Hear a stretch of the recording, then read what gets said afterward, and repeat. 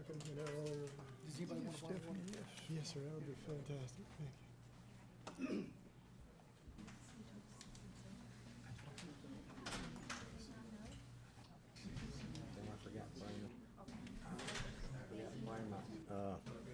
Receipts for the weekend. The conference turned out good.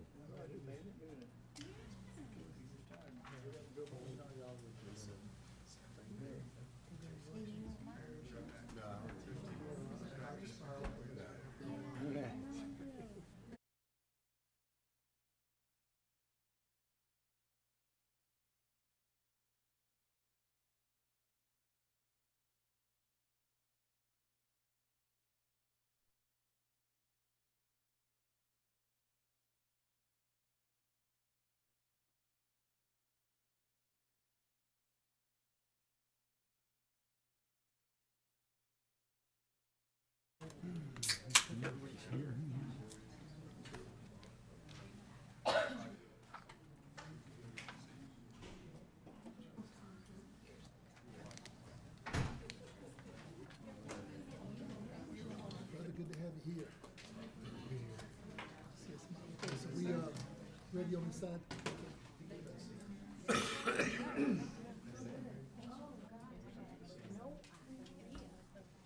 Madam Clerk, are you here? Yes, sir, Are you ready? I am. Mr. Attorney, are you ready? Yes, sir.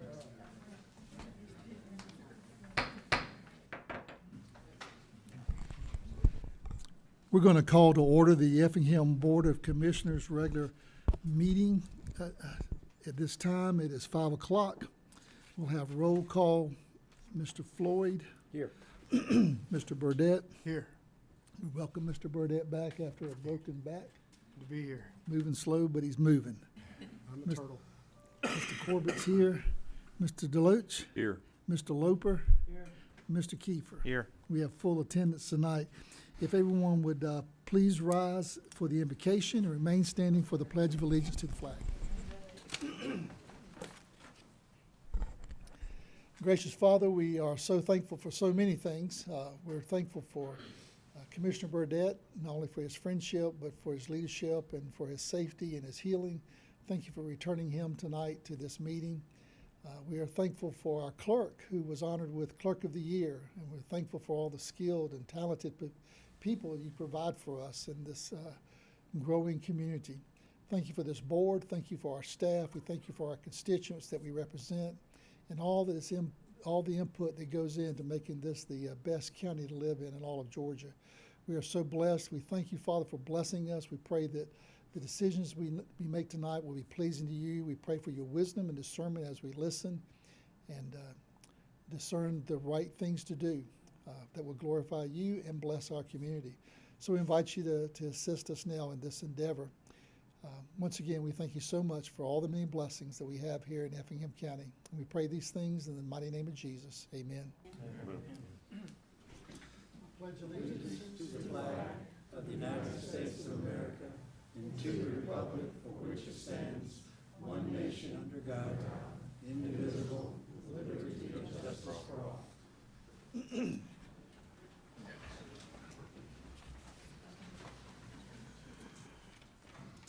Everyone has their agenda before them tonight. Are there any corrections or additions, Madam Clerk, to the agenda? Yes, Mr. Chairman, there are several changes. Under new business, items number 4, 5, and 6 are to be postponed to the May 16th, 2023 meeting. And to my knowledge, those are the only changes. Okay, we have an agenda with the request to table to May 16th, items 4, 5, and 6 under the new business. Do you have a motion to approve the agenda with moved. those changes? Second. Motion by Mr. Deloach. Lost my spot. Second by Mr. Loper. All in favor say aye. Aye. All opposed, no. Hearing none, it passes unanimously.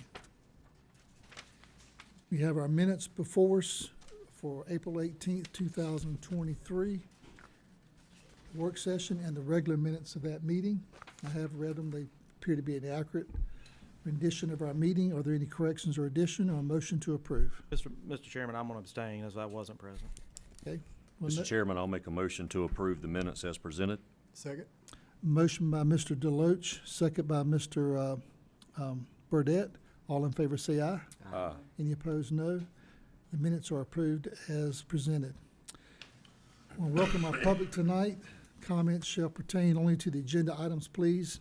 Should you wish to make remarks, come to the microphone, clearly state your name, full name, into the microphone before you begin to speak. This is all being recorded. It helps our clerk maintain accurate records.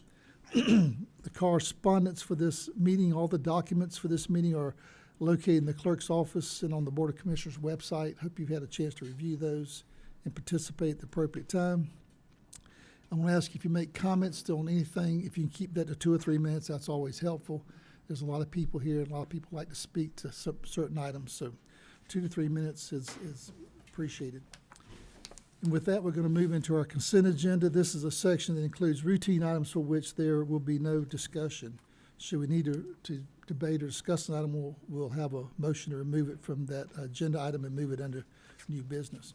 So I'm going to read all 12 items as required, and then I'll entertain a motion. Item number 1 on the consent agenda is an agreement consideration to approve to renew the clinical service agreement between Effingham County and Effingham Hospital Incorporated.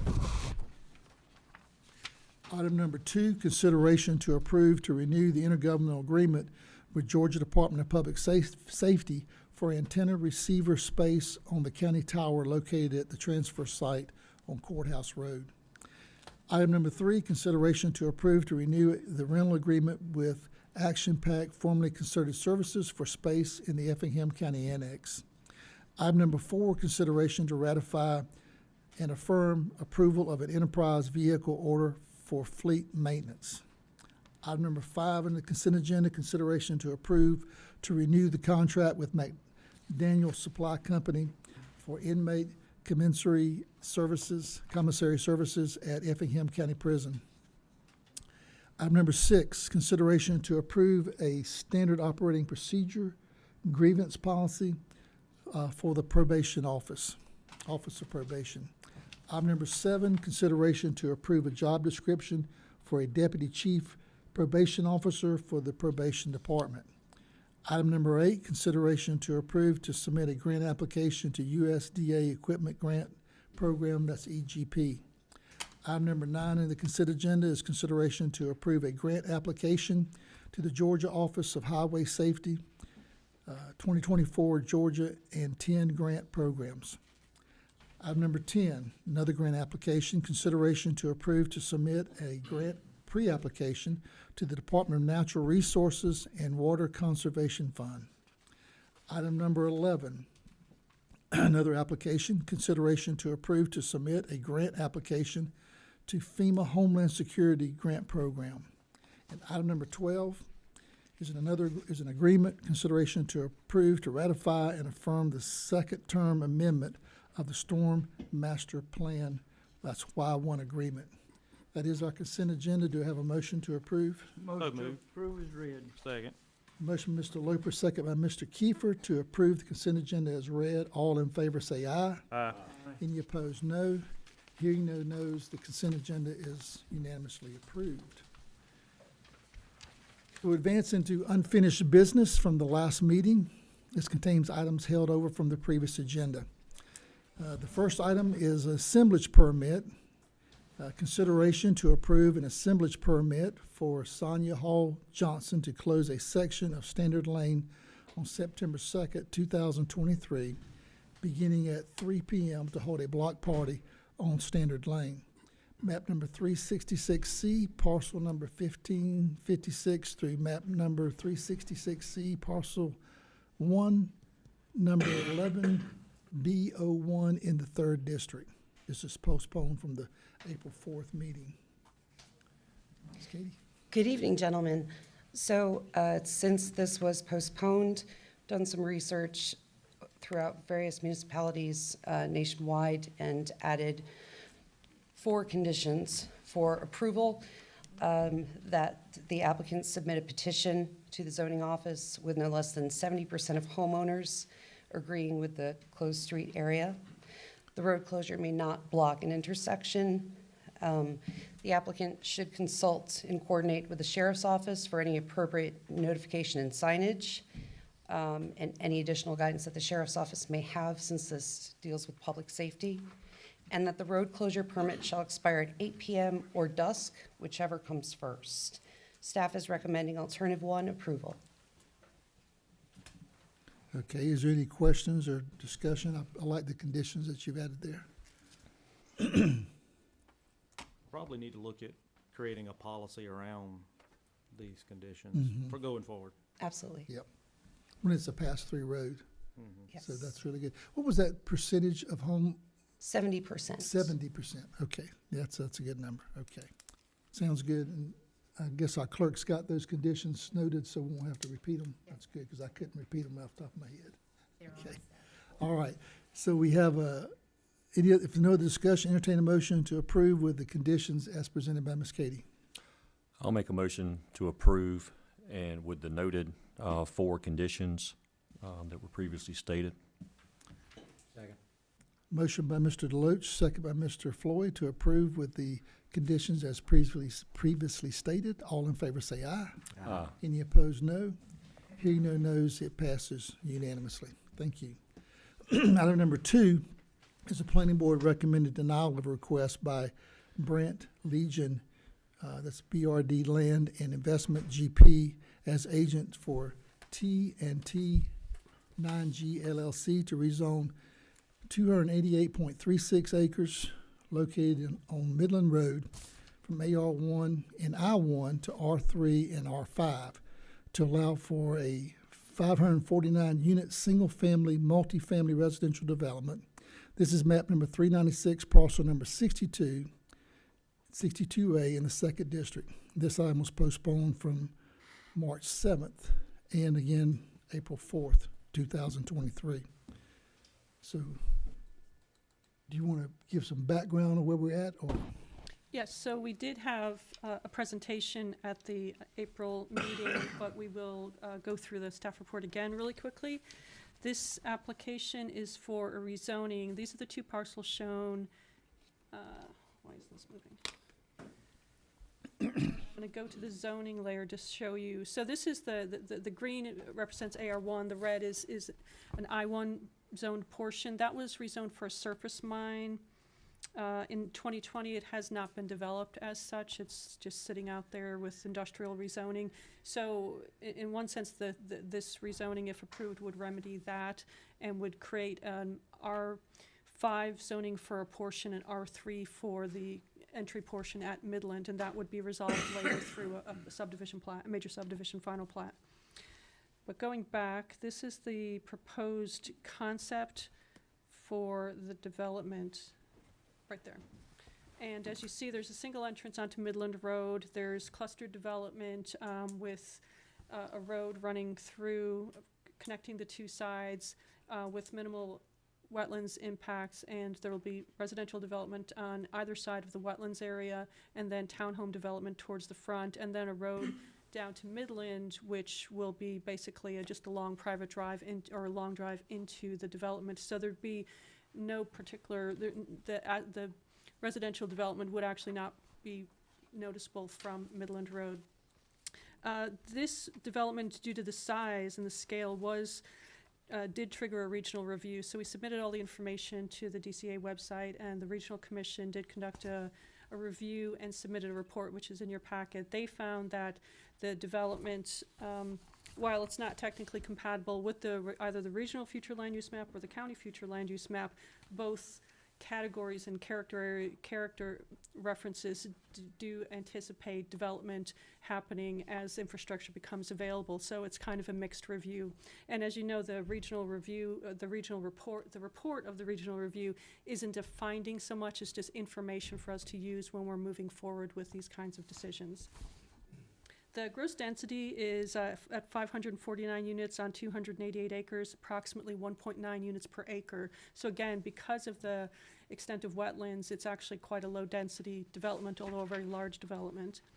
The open space is above the required 15% of net buildable area, and that's plus the wetlands is on top of that, so there's actually quite an extensive amount of green space in this development. The amenities proposed include activity fields, a pool area, pocket parks throughout the development. I'm going to scroll through a bit closer. Oh, you know what? If you'd like, I have these. I just printed a larger version of this is the proposed concept plan. There's been no resubmittal. This is what we've been reviewing the entire time. The proposed paving width is 28 feet, and that would allow for parking on one side, and that we would expect to see signs, limiting signs, parking to one side. Portions of the parcel are in flood zone A, so an application to FEMA would be necessary. I don't have an image of that, but that would be part of the development plan review process. We would expect to see an application, a LOMAR application to FEMA. At the planning board, we heard from a good number of neighboring property owners, and there was concern about traffic and impacts on schools and impacts really on the density of the area. And just the information, I think you were here, we already had a public hearing. We're going to have a brief tonight on that as well, but we had those same concerns already lifted up, so. Mm-hmm. That's correct. And the planning board recommended denial, staff recommended approval, and the applicant is here to answer any questions. Okay. All right, what we're going to do tonight, because we did not have Commissioner Burdette, it's in his district, I don't want to put you on the spot, but we tabled this specifically so you could maybe, in the rezoning E is here. Who's rezoning it? Are they here tonight? You might come to the mic. What I want to do is, since Roger, I'm sure, has reviewed the comments from the public hearing, he has his own thoughts and things he might want to address with you, the request. Sure. So we're going to have some discussion for those who are here for this item tonight with you, with Roger, among the board. But true to what I said last time, we've already had the public hearing. I'm going to, at the end of that, give a few minutes for additional public hearing and comment related to discussions they hear tonight. We don't want to go back and go through, and I made a list of all the things, the crowdedness of the school, the road improvements, the water quality, and the storm drainage, and many other things that we've all noted and heard. The property values next to that kind of property and so forth. So we're not going to go revisit those tonight, but we're going to have a discussion among us first, okay? I just want to know who this is. He's going to identify himself when he speaks. He'll identify himself when he speaks. So, so if you're the one putting the application for the rezoning, Yes, sir, that's correct. go ahead and state your name. My name's Greg Coleman. I'm with Coleman Company. And developers are here as well to answer any specific development questions. So that's what I want to do. I want to proceed with bringing our commissioner from that district up to speed with the discussions and let him comment. We'll have some discussion on the board, and we're going to give the public a chance to respond to what they hear tonight. Sure, Okay? and I'll be happy to answer any of the questions as far as the application goes, and like I said, the developers are here. good. Any questions about product type or anything like that, they'd be happy to answer. Commissioner Burdette, would you like to lead off with this one with anything particularly, or? You know, I mean, I do think we need rooftops in Effingham County. I think we need more. I think we need to be selective where we put them. Sure. I have big safety concerns with there being so many of them in there coming out on Midland Road, and a majority of those people are going to be turning left Sure. on Midland Road. That's going to create a major problem. You know, how are we going to address that portion of it? Okay. So we understand that, you know, the traffic is a big concern. I think since the planning and zoning hearing that traffic did get brought up, it was brought to our attention that with T-SPOS funding, there is going to be, you know, roundabout improvements at Midland and Blue Jay, and then Midland and 30 as well. So we had performed a TIA on the site, and obviously had failing conditions at both intersections as they are today. But it sounds like the timeline of both those projects would be completed prior to any home being built or occupied here. So the findings on that for Midland Road and Highway 30 today, the AM peak is operating level service F, PM peak operating at a level service E. So the roundabout at build out with this development included, the AM would be operating at level service A and B, and the PM would be operating at a level of service A and B as well. And then Midland and Blue Jay, today, the AM peak is operating at a C, level of service C and E, C to E, and the PM peak is operating level service C to F. With this project built out, the AM would be operating at a level service A and B, and then PM A to C. So that would meet the criteria for that, and those projects and the timing of them just a coincidence, but those are certainly going to help in this. We'll have to have an intersection treatment at our access point, right turn decels, left turn decels, and we'll have to coordinate that with the county and get that approved. And we understand that, and, that would be on this developer to make those improvements for the intersection at That Midland. include And a the center development. turn lane like similar to what we've done over on Goshen?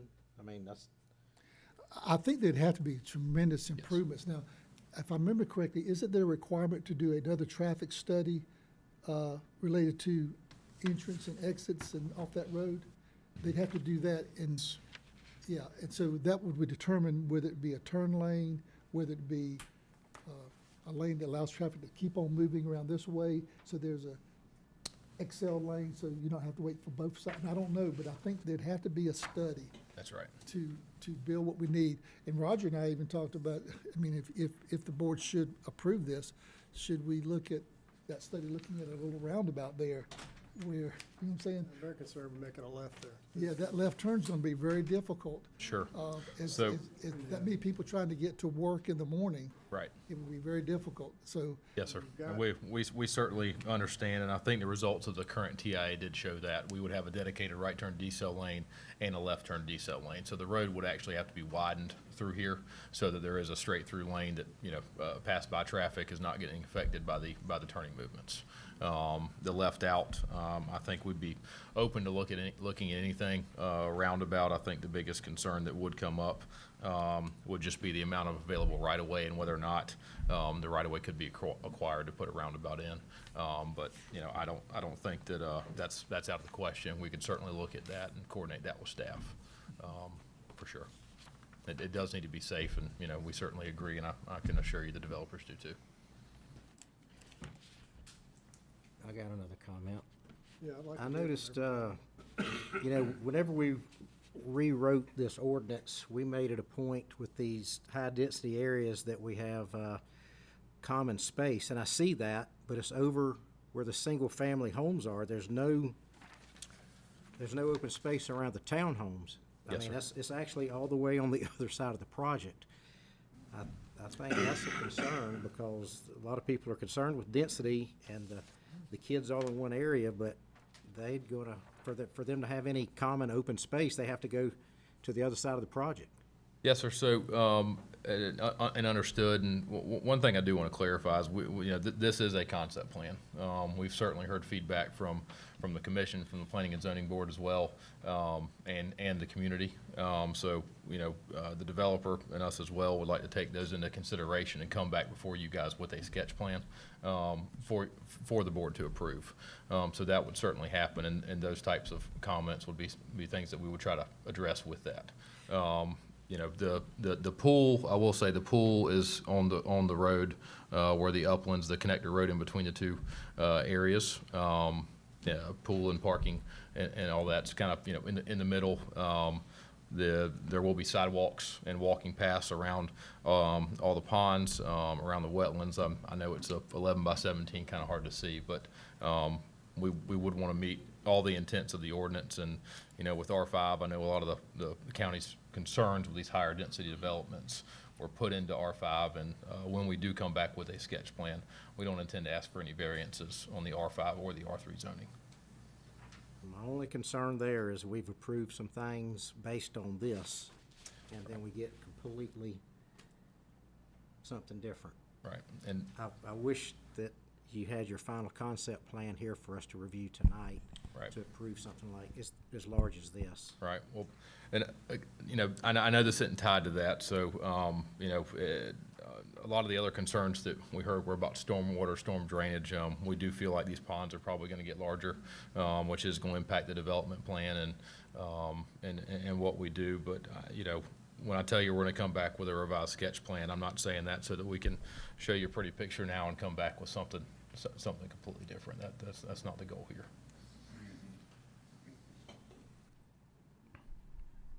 Yeah, one of the things we're looking at for is obviously is off-street parking.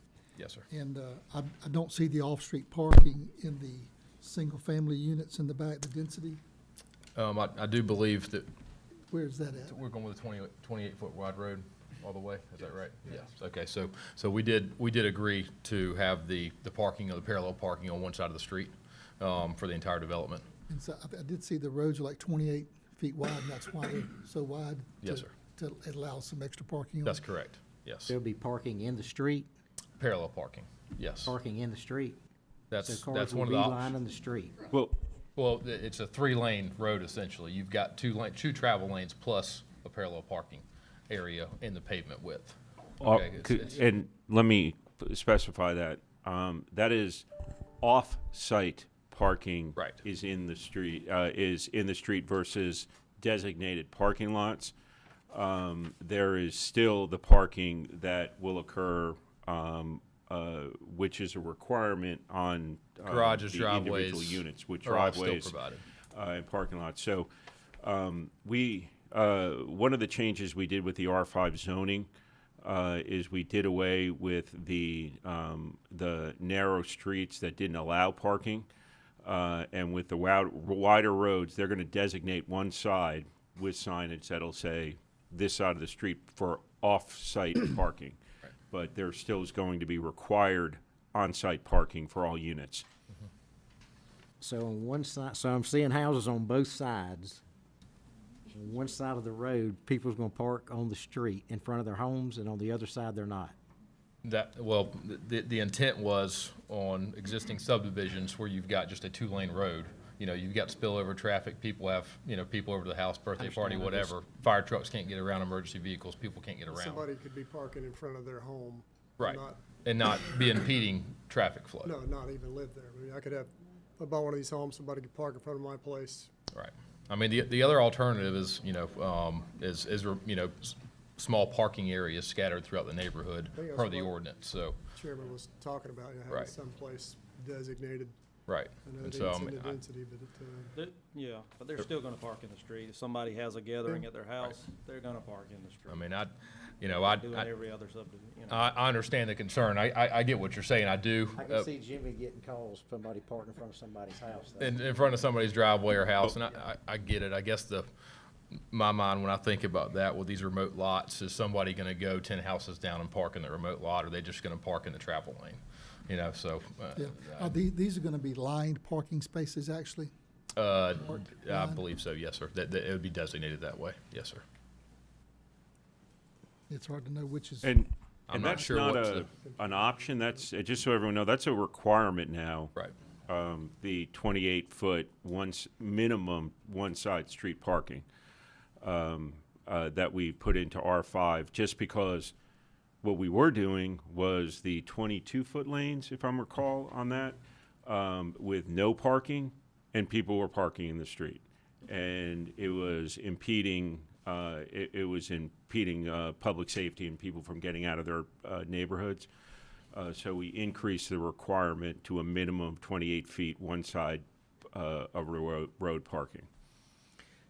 I thought our goal was to possibly lose some lots or some space and have parking to keep people off the street, from parking on the street. That was one of our goals. Is that not correct? It is, but listen what they're kind of saying here. The 22-foot street, if you park on the understand. street, you can't get by. And they're doing it anyway. So with the R5, changing from the R6 density, we decided let's make the road, if you want R5, you got to do the wider road. That way you make designated kind of off-street parking, and now you don't block the road. Two cars can still move, fire trucks can still move. Or take a few lots here, and create a parking lot for people to park off the street. And do the 28 feet, you're saying? I'm not saying that. I'm just saying, I thought the goal was to keep them off the street. It is, but they're not staying off the street, is what we're saying. It's in, okay. You see what I'm saying? So I understand what you're saying, Yeah. but The 28, Have cars lined Just up because they straight. do it, don't mean Well, it's right. yeah. no, The, but the 28 point is, the rule right now is no parking on the street, right, with the It's 22. not in the street, it's on that 8 foot. It's in a parking area that's just Yeah, on and the so side. they're disobeying it now. We don't enforce parking. And we just figured, when we redesigned the R5, we figured this is a safer route to designate it versus leave it as is, where people will park on the street whether, whether it's allowed or not, because we don't enforce that. That's enforced by the homeowners association. Okay. I still prefer parking lots, but. It seems to me the 1.9 units per acre is deceiving. I mean, I get it, it's simple math to get 1.9, but it's a lot of wetlands here. Yeah, it's gross density based Yeah. on the whole thing. What would be the net density on this? I think I got that somewhere. Do we have a net density number? I don't For the have uplands, that. net density for the uplands. Yeah, I can give it to you. Y'all have that? My cell phone on me. For R5, it's 2.7 units per acre, and in the R3 section, it's 8.23 units per acre. Right. Net density. Do we know what this actually is, or just have to meet those requirements? Are they, Well, are that's they the- 2.7? That's what it or is, they're- right? That's actual What it plan, actually that's the is. plan density, yes, sir, based on the uplands. And so I believe R3 allowed is, Teresa, correct me if I'm wrong, it's 9, so we're underneath the density there, and then R5, I can't recall what it is. Max, It's like 5, right? Yeah. yeah, yeah. And per acre, Per developable acre, yes, sir, per developable acre. yes. And what those- are we per developable acre here? For here, we're 2.70 on the R5. And that is for developable acre, that's not the whole No, tract. the whole or less than 2 units So per, that answers your question per there. acre, yeah. They're doing less than, Less than the required R5. Yeah, In the on- R5 area, and in then the R5 in area, the yep. R3, in the R3 area. So how big are the lot sizes then? Must be So we've got a mix in here. just average. I think I think 50. We have a mix of 50s, 60s, and 65s. Is that correct? Yeah. 50 by 65? 50 foot wide, 50 foot, 60 foot, and 65 foot widths. Okay, and what's There the is a length? mix. 142. 142? 142. Yes. Yeah. Okay. 1/5 of 1/6 acre. Yeah. 1/6 of an acre. Okay. All right. Very good. I think that may be for the townhome lots, but Anyone else? 60, 40.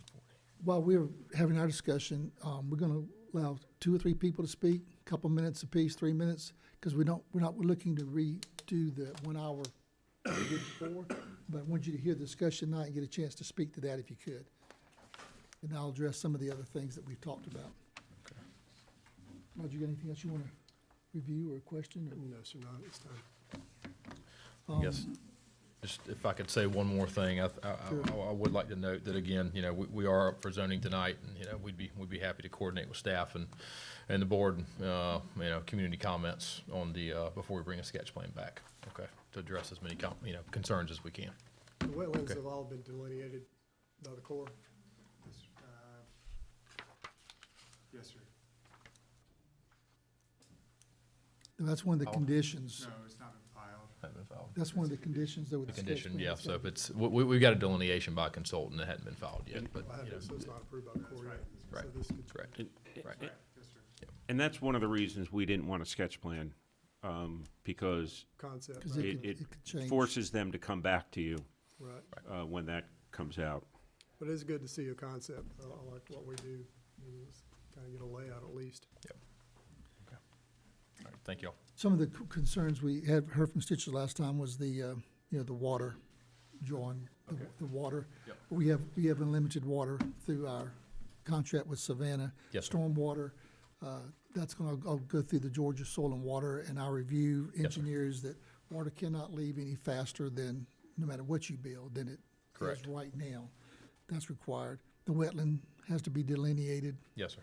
All these are conditions if the board should approve tonight. the flood concern, that's gonna be a FEMA investigation, all that will be answered.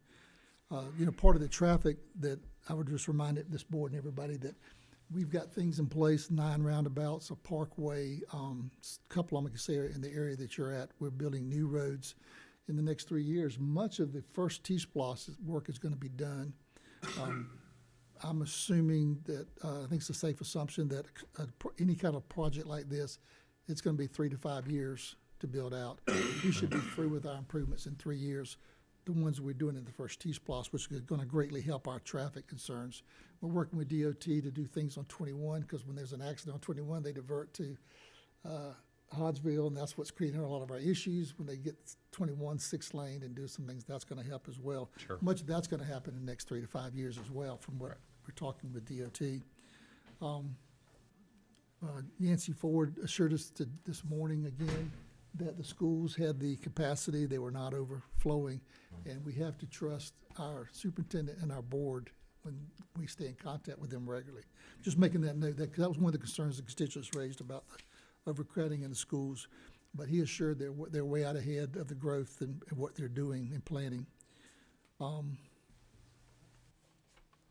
And I know we did a lot of work, so there's some things we might need to tweak here, even if you decide to move forward or not move forward. But we did a lot of work on R3 and R5 to bring the quality of development with green space and parking and amenities, even the offsetting of the structures and the colors to make it, very attractive, and all that to say that my daughter lives in a very high-density place. Right.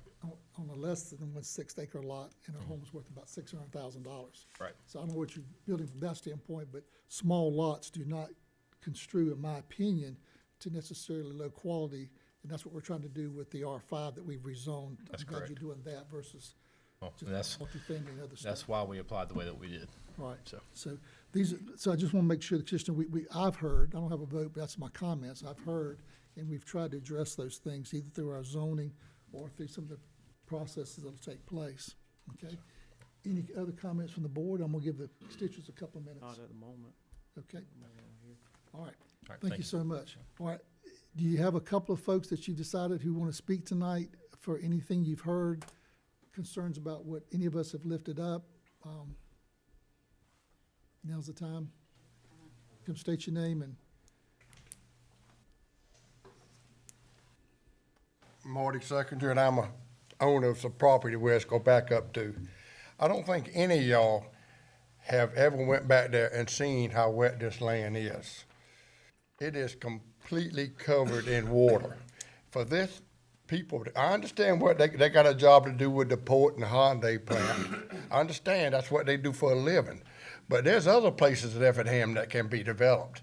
They're gonna come around here and affect everybody's lifestyle.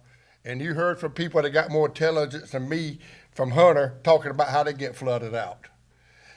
About 3 or 4 years ago, Cynthia Ron, that 240 acres that my nephew and niece own, was gonna sell and give to the Zipper brothers. I give her permission to use my driveway.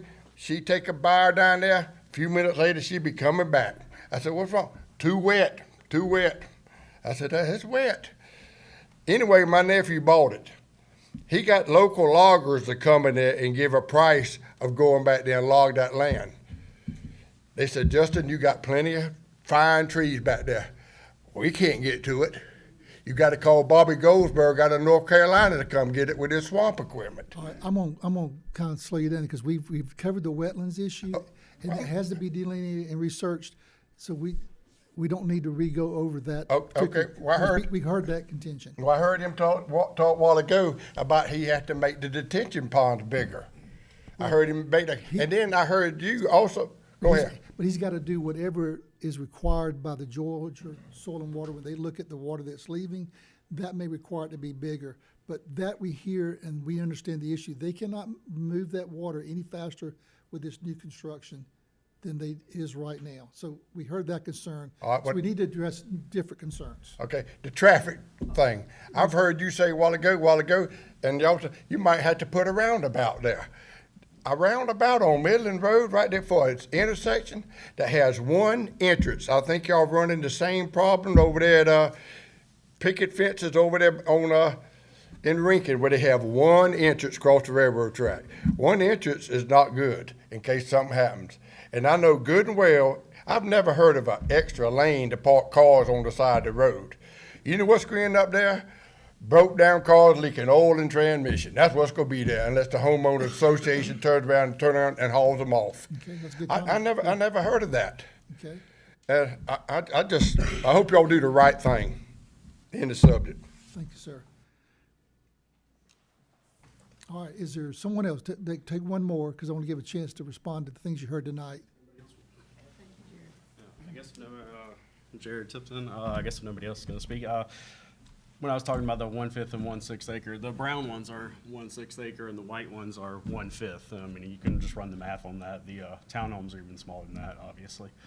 But yeah, it's pretty much very small lots and going to be a lot of cars. I mean, we're 500 and something units, so if it's 2 cars per thing, so it might be 1,100 units trying to get out that one exit there. And I guess y'all were talking about possibly 4-laning Midland right there as an option to get the traffic out. It just seems like the subdivision just really doesn't work with the one entrance there. I got a question regarding that, and appreciate the public nights. We're gonna close the public hearing, and we're gonna let the board discuss, because we already had a full hour, we've already had a full hour public hearing. I said I was gonna allow 2 people to speak tonight. The second exit is a good point for safety reasons in my mind. Is there a place where we could have a second exit in case something happens for a fire and? That's right. So, yes, sir, we have lined up a second exit for that purpose. Okay, So yes, sir, we understand that to be, if needed, a condition, but an emergency exit. But per staff's recommendation, they would rather have everything exiting out, all the traffic exiting out on Midland. okay. All right. Is there anything else from the board that you want to hear tonight before you make a decision? Entertain a motion? We'd like to know where the exit is, please. Do you know about where the exit might be? Yes, sir. Is it enough to say we have one and you can make it a condition, or? Yeah, I would suggest that the board makes that as a condition if they approve the zoning. Since he referenced me, I want to make clarification here. We're not talking about a road exit. We are talking about Emergency a exit. gated emergency exit in case That's what I'm talking about, too. there's a road blockage, correct? I want something that, Yes, sir. for safety reasons. That's right. Yes, sir. You know, if for moving traffic, you don't want 2 or 3 entrances and exits. Because that just makes more entry points into the traffic. Yes, sir. So that's more contentious spots, but we do need a, So, yeah, just to be clear, what we're talking about is emergency vehicles be gated with a Knox box for police, So we'll do fire, that for safety and reasons. ambulance. Yes, sir, yes. all right. Any questions or comments or discussion? I don't. Anybody have anything else they'd like to say? More concerned with the sketch plan, I think, than anything. I mean, the one blanket comment I'm gonna make, if you ride down Midland Road, that's 5 acres of woods. There's gonna be houses up there. Even if they went further up and built, they're gonna pass by all y'all's properties. Y'all are on the south end of the county, as long as people are working in Chatham County, they're gonna drive by. I made my points about the sketch plan. I'm not so much against the rezoning because we need housing, but I don't like what we see here. But if you approve the zoning tonight, That's my question. R5 allows them to put the parking, the off-street parking, allows them to put off-street parking on that road. I understand. So if the zoning is approved, they come back for the sketch plan approval? Yes. That for the sketch plan, but I don't think we can restrict that What? use. Well, what about the green space around the townhomes though? That was one of our. Well, big- they have to come back with the sketch plan, right? Okay. And So so we're their not voting on sketch the plan sketch has plan. to meet all of the requirements of the R5. But they mentioned they're not going to request any variances, so they have to meet all the requirements of the R5 and R3. I'm sorry, R5 and R3. So that has to come back in front of you. Okay. And my guess is, since they're stating they didn't do a full delineation of the wetlands, that there's going to be some, there's probably going to be some changes, and maybe, probably, if they're talking bigger ponds, then they're more likely less density, but, Well, my point is the zoning can be passed, but if we don't get a sketch plan that we can support, this could continue in limbo. Well, And y'all be tied up, if the correct? sketch plan meets the ordinance, if it's not a condition on rezoning, That's the reason I asked if, There are we really aren't voting on grounds. this so if this is what's submitted and we support the rezoning, this is what we could get. Possibly, it still have to be approved at a later date. yes. Yeah, but still. barring, then that's not barring, what we're gonna get. That's what I'm barring saying. conditions placed on it. That's right. That's what I was going to say. So if there's something that concerns you on it, you could always put a zoning condition on it. Now is the time to do it, not when they have the sketch plan. But Tim, so if there was a concern about the off-street parking being on the side of the street, could you put that condition even though R5 permits that? If you Yeah. approve R5, you could still put the condition that we do not want the off-street parking to be on the street. We want it to be in a Well, designated area. let me put it this way. The streets are going to be minimum of 23 feet, 28 feet, right? Y'all can make a condition that there's no on-street parking, just have wider streets. That is basically what the R6 zoning was, but just a warning, what's going to happen is, since we don't enforce parking, it's going to be left up to the HOA. So they would be, so when we say that, that requirement would be a requirement in the homeowners association covenants, not necessarily the county, since we don't enforce it. And that's kind of my concern. I'll use my daughter's again. She has the little narrow streets, you know, and they got the off-street parking. There's always 3 or 4 street cars that you gotta go like this down the street. Well, our It doors almost like be that better. in Florida, but It'd almost be better to there's have. no, I'm saying if there were other parking areas, they would park there, but with this, they're gonna have to park in the street. You might could put a condition, that yes, you can have the off-street, on-the-street parking, but we want additional so many parking spaces. I don't know. You could do that. I just, No, I that- wish this was tweaked here. An HOA could regulate. I would street argue they're parking. gonna park in the street, whether it's 28 I feet agree with wide that. or 20 feet wide. They're gonna park. Just my experience. Right, so if you give, my point, if you give them a place on the 28 feet, at least you can still get by. Yeah, even with parking place, they're gonna park in front of the home they're going to. Yeah. Just gonna. You Well, could- the thing I one- struggle- if it's Putting that out there. If it's my opinion. aesthetics, one thing you could do is is kind of the parking egress islands, if you know what I'm talking about, where every 2 parking spaces, you have the curb come out, the length of the parking lot. It just looks better, if you're talking about aesthetics, but they're still gonna be parking on the streets. Right. You could do it. And correct me if I'm wrong, this is not replacing the for every on-street 2 parking required places. parking, right? So they pull in, you know what I'm talking about, it's not just on the What- side. The off-street, I'm sorry, the off-street. yeah, it is not replacing the Okay, off-street. that's what I It meant. is an addition. Mr. Deloach had I a guess if I was to comment. make a stipulation, Yeah, the thing I struggle with and thing I look back on is on prior votes, you know, we already had things planned on Goshen Road and Hodgeville. It was already in design. It was already moving down. I mean, I feel like we're way behind here if we approve. Now, granted, I know this always comes up. The landowners definitely have a right to rezone their property. They have a right to develop their property. With all the wetlands on this property, they've definitely got them stacked in here. But that's just something that I struggle with. Regardless of which way it goes, we just don't have anything planned as of now. And that's gonna be a lot of vehicles.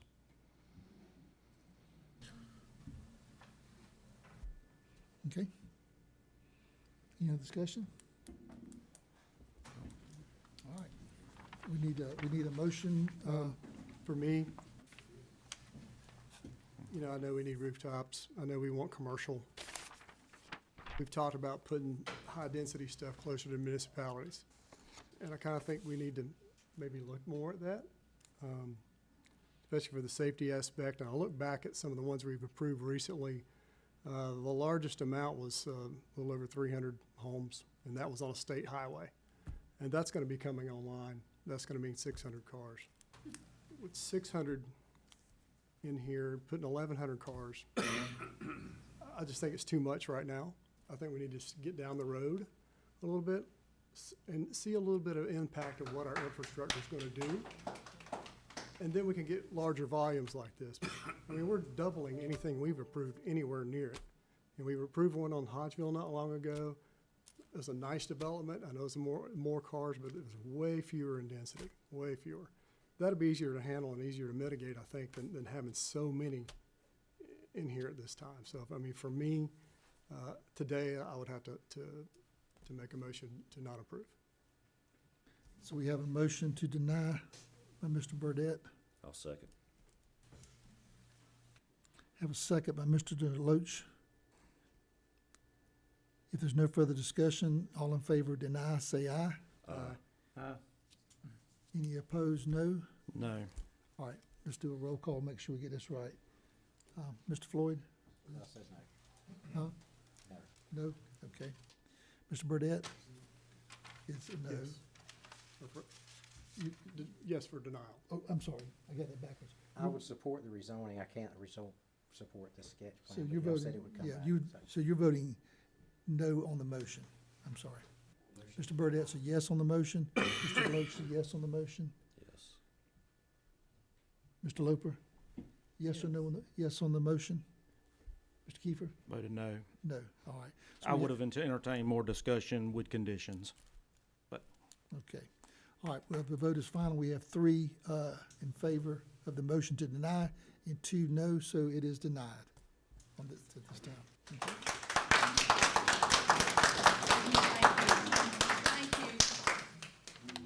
All righty, we have, what time is it now? We've got public hearings.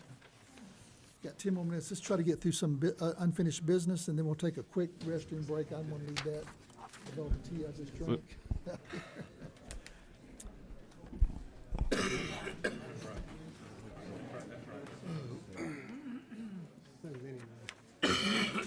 Item number 3 under unfinished business, consideration to approve the second reading application, which we don't need because we just had the, so item number 4, consideration to approve change order number 1 to Pond and Company for Baker Park improvements.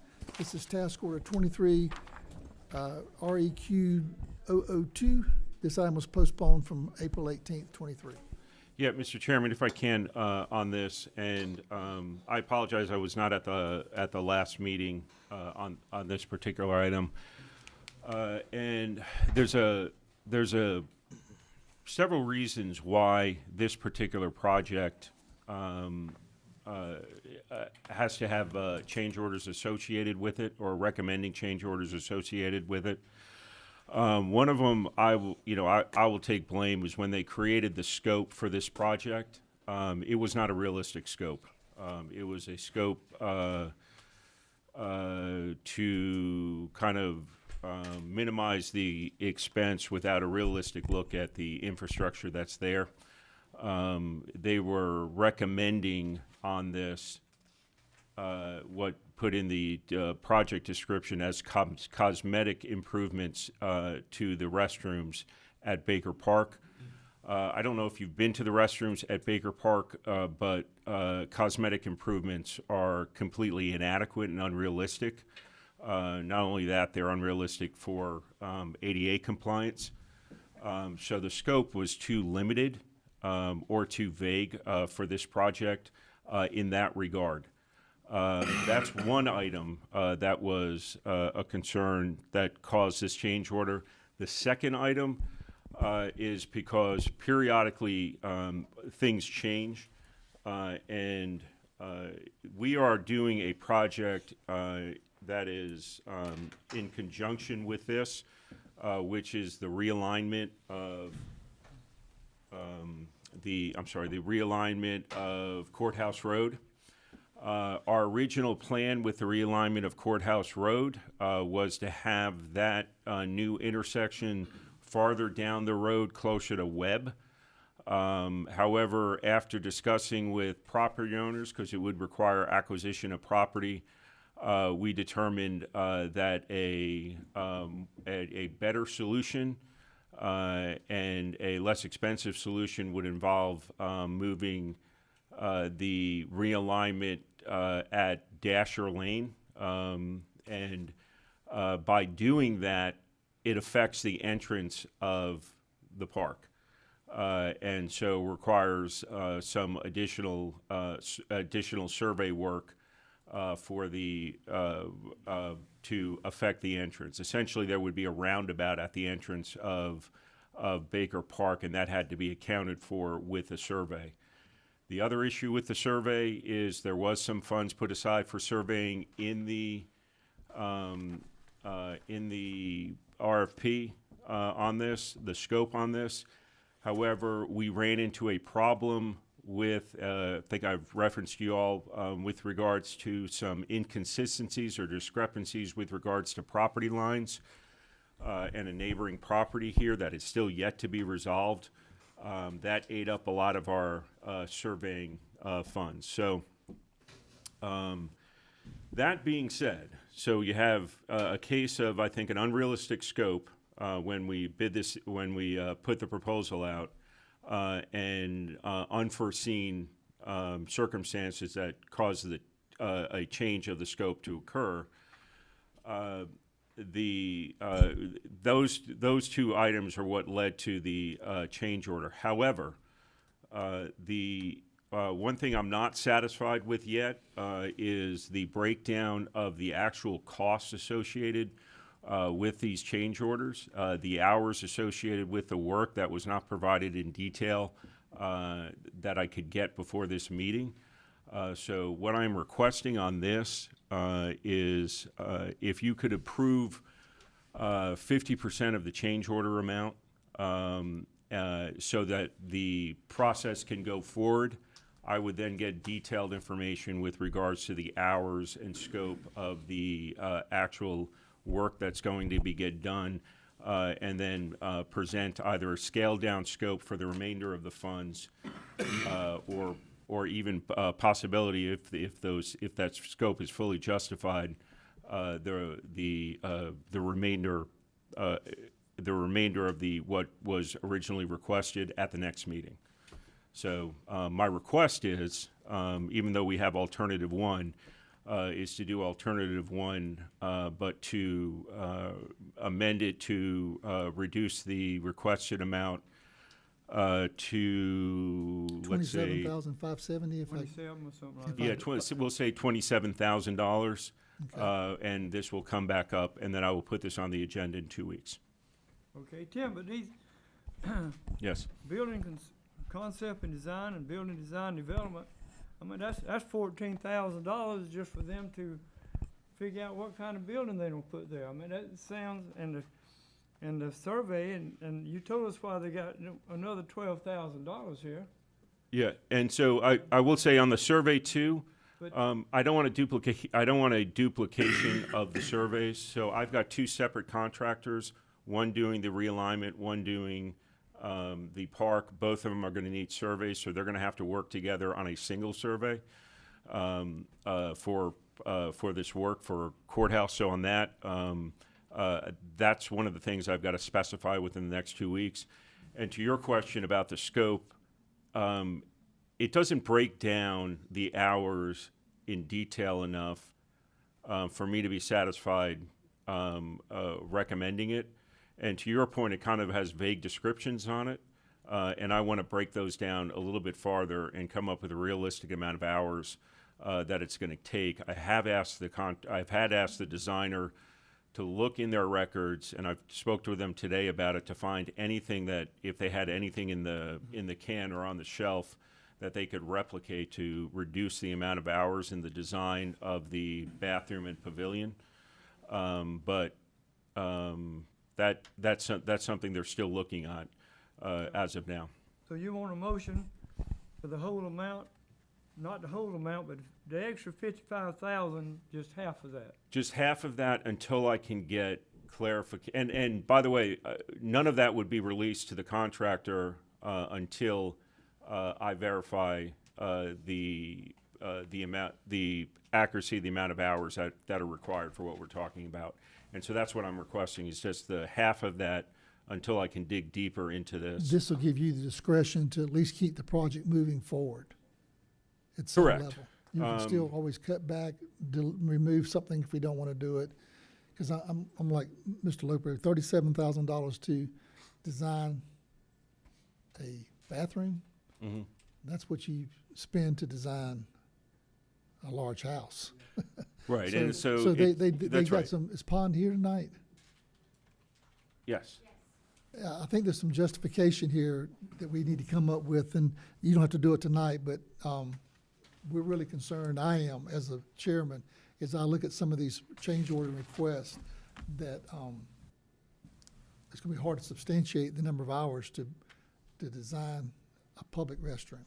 Understood, So understood. that's what Tim and I talked about today. He needs to review that. We need to we need to get a handle on this. We are working on that information as we speak, and I'm hoping, Tim, to have that to you first thing in the morning. We are looking at other alternatives as well, seeing if we have a restroom design that we can kind of site adapt to save money on the design side of things as well. So we're trying to dot all i's, cross all t's. Do you think that encompassed other things, but is it just the bathroom? It would just be the restroom and. It's the restroom and the pavilion as well. Yes. And if I might add something, and I'm not trying to throw a rock at you, because y'all have done a lot of good work for a lot of good areas, but this is something that I expect from our engineers that are designing for us as well. If staff or whatever should make a thing like we just do, what'd you call it a while ago? Paint Scope. lipstick on a building or whatever, what'd you call it a Oh, while ago? cosmetic, yeah. Cosmetic. I know you had to go out, somebody went out and looked at that stuff, and you say, you gotta know in your mind, this is not gonna ever be ADA acceptable. They need to do more. We need pushback from our engineers before we ever come up with a price, you know, Yes, with sir. our staff and with us, and, you know, this, you don't wanna bid it this way. Yes, sir. Understood. We'll make sure that doesn't happen again. Yeah. You know, I think with the original scope, as Tim mentioned, it was kind of a different objective at that time, and it was to really kind of come in, keep cost low. Granted, we're still making every effort possible to keep cost as low as we can get it, but the scope unfortunately did change. Yeah, So, okay. yes, sir. Provide that detail for him, and let's see if we can't sharpen the pencil a little bit. Absolutely. All right, thank you so much. Thank you. Can we get your name for the record, Oh, please? yes, sorry, Melissa Phillips with Pond and Company. That was Thanks. my fault. I started talking to her before she got up there. I apologize. We need a motion. We need a motion. Yeah, we need a motion. Tim's requesting $27,000 to move forward the project to be spent at his discretion as he gets the detail. And he'll come back at the next meeting to tell us if the whole thing or if we've got a new change order amount I'll make a motion to approve alternative one. to $27,000. Oh, to 27, oh, to half of that, okay. Yeah, to the tune of Half of $27,000. 55, yes. So We just, half 20 of he that- asked for 27, so I motion. was thinking that was half of the greater number, so that's half of the 55, 140. Yeah, but his motion, he's asking for 27,000. So your motion is alternative one, up to $27,000. Correct. Second. Yes. Okay, motion by Mr. Burdette, second by Mr. Loper. All in favor say aye. Aye. Any opposed, no. Hearing none, it passes unanimously. And I'll just add to that, I agree completely, but also a bad design can cost you a lot more than that. Right. So, you know, you have to keep that in mind. Yeah, well, So, yeah, I'm not complaining about, To redesign. that's right. that's right. All right, we are probably at 6 o'clock hour. I need a quick 5 restroom minutes. break. So we're gonna take, if you're here for the public hearings, we're gonna pause our regular meeting so that you don't have to wait around for your public hearing. So that'll begin in about 5 minutes. We're gonna run to the restroom, come right back. Figured out GC.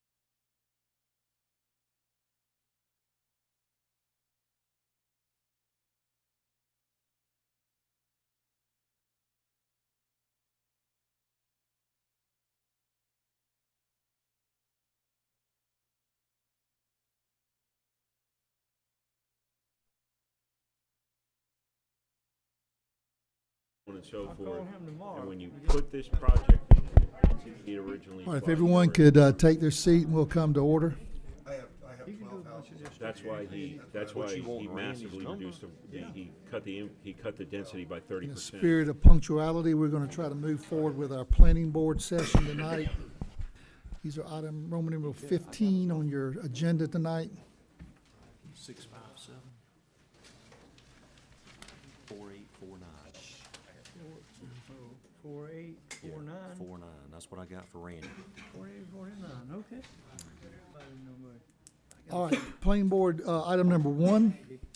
The planning board is recommending approving an application by Douglas Ken Williams to rezone 1.9 of 6.9 acres located at 3270 Highway 17 South from AR1 to AR2 to allow for a separation of home site, map number 325, parcel number 3. This is in the 1st district. Yes, good evening. The applicant wishes to separate this 1.9 acres from this area outlined in blue so that he can put a second home for an immediate family member on the remaining 5 acres. Since the section outlined in red is less than 5 acres, it does not meet the criteria for AR1 and must be rezoned. Staff is recommending alternative 1. All right. We'll open a public hearing. Anyone tonight speaking in favor or against this rezoning request? Anyone who would like to speak? Seeing no one, I'll close the public hearing and entertain any discussion or motion from the board. Make a motion we approve with staff and planning board recommendations. Second. Motion by Mr. Burdette, second by Mr. Kiefer to approve with planning board and staff recommendations. All in favor say aye. Aye. Any opposed, no. Hearing none, it passes unanimously. Just a correction, Commissioner Floyd made the motion. Okay. What did I say? I'm sorry. Yes, okay. I knew you did. Thank you, Mr. Floyd, and Mr. Kiefer made the second. Thank you. Guess y'all just look so much alike. Second reading, consideration to approve a second reading of an application by Douglas Ken Williams to rezone 1.9 of 6.9 acres located at 3270 Highway 17 South from AR1 to AR2 to allow for the separation of a home site, map number 325, parcel number 3 in the 1st district. Motion to approve second reading. Make a motion for the second reading, to approve the second reading. Second.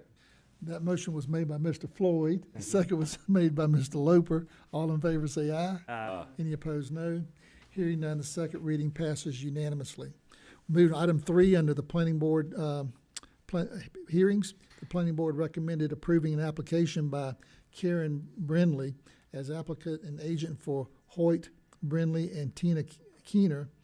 Request to rezone 2.52 acres of 66.48 acres located on Blue J Road from AR1 to R1 and from AR1 to AR2. I'm sorry, that should read from AR1 and R1 to AR1 and AR2 to allow for a recombination of a subdivision of adjacent parcels, map number 432, parcel number 44 and 45 in the 2nd district. Ms. Katie? For this recombination, the applicant is looking to cut up the R1 lot so that some of it goes into AR1 and some of it goes to create this AR2 parcel. A portion of the AR1 will also go to create the AR2 lot, which will leave us with a new 2-acre lot, which must be rezoned to AR2 to unify the zoning of the donors. Very good. Anyone tonight that would like, open a public hearing, anyone tonight that would like to speak in favor or in opposition to this rezoning request? Like to speak in favor or opposition, now's your time. Seeing no one, I'll close the public hearing and see if there's any discussion or a motion from the board. Make a motion to approve alternative 1. Second. Motion by Mr. Burdette, second by Mr. Floyd to approve alternative 1. All in favor say aye. Aye. Any opposed, no. Hearing none, it passes unanimously. We'll have the second reading. Consideration to approve the second reading of an application by Karen Brindley as applicant and agent for Hoyt Brindley and Tina Keener. Request to rezone 2.52 acres of 66.48 acres located on Blue Jay Road from AR1 and R1 to AR1 and AR2 to allow for a recombination and subdivision of adjacent parcels, map number 432, parcel number 44 and 45 in the second district. Motion to approve the second reading? Make a motion to approve the second reading. Second. Motion by Mr. Burdette, second by Mr. Floyd to approve the second reading. All in favor say aye. Aye. Any opposed, no. Hearing no no's, it passes unanimously. Move to number 5, under hearings, the planning board recommends approving an application by Dylan D. Pippin as agent for James Anthony Killen to rezone .121 of 6.14 acres located on Floyd Avenue from AR1 to AR2 to allow for combination with an adjacent parcel, map number 296, parcel number 63 in the second district. Ms. Katie? The .121 acres of AR1 is going to be added to this AR2 parcel, which will effectively just give it a squarer shape. Staff is recommending approval. Anyone tonight speaking in favor or opposition to this rezoning request? It's just a cleanup on aisle 6. All right, seeing no one coming forward, we'll close the public hearing, entertain a motion. Make a motion to approve alternative 1. Second. Motion by Mr. Burdette, second by Mr. Loper to approve alternative 1. All in favor say aye. Aye. Any opposed, no. Hearing no no's, it passes unanimously. Item number 6 is a second reading of this item. Consideration to approve a second reading of an application by Dylan D. Pippin as agent for James Anthony Killen to rezone .121 of 6.14 acres located on Floyd Avenue from AR1 to AR2 to allow for combination with an adjacent parcel, map number 296, parcel number 63 in the third district. Motion? Make a motion to approve the second reading. Second. Motion by Mr. Burdette, second by Mr. Kiefer to approve the second reading. All in favor say aye. Aye. Any opposed, no. Hearing no no's, second reading passes unanimously. Second or third district on that? 'Cause it's supposed to be. Oh, yeah, that says third, but it should be second. Floyd's actually, you got a Floyd Avenue? That's what I in was second? trying to think of, where Floyd Avenue would be. You I've got a Floyd Avenue. maybe it should be third. Regardless, it's approved. It's Yeah. approved. Moved Well, anyway. for the record, For the record. we'll let the clerk clarify it, Yeah. and we'll get it noted in this meeting so it can be correct in the minutes, okay? Floyd's are everywhere. All right, That's true. so one of these is right. Maybe.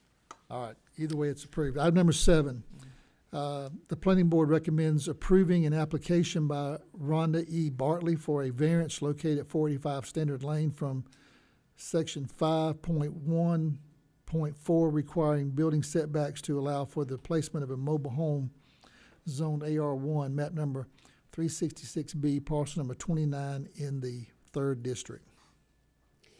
This AR1 parcel is non-conforming, and there is no physical way to meet the 25-foot side setbacks.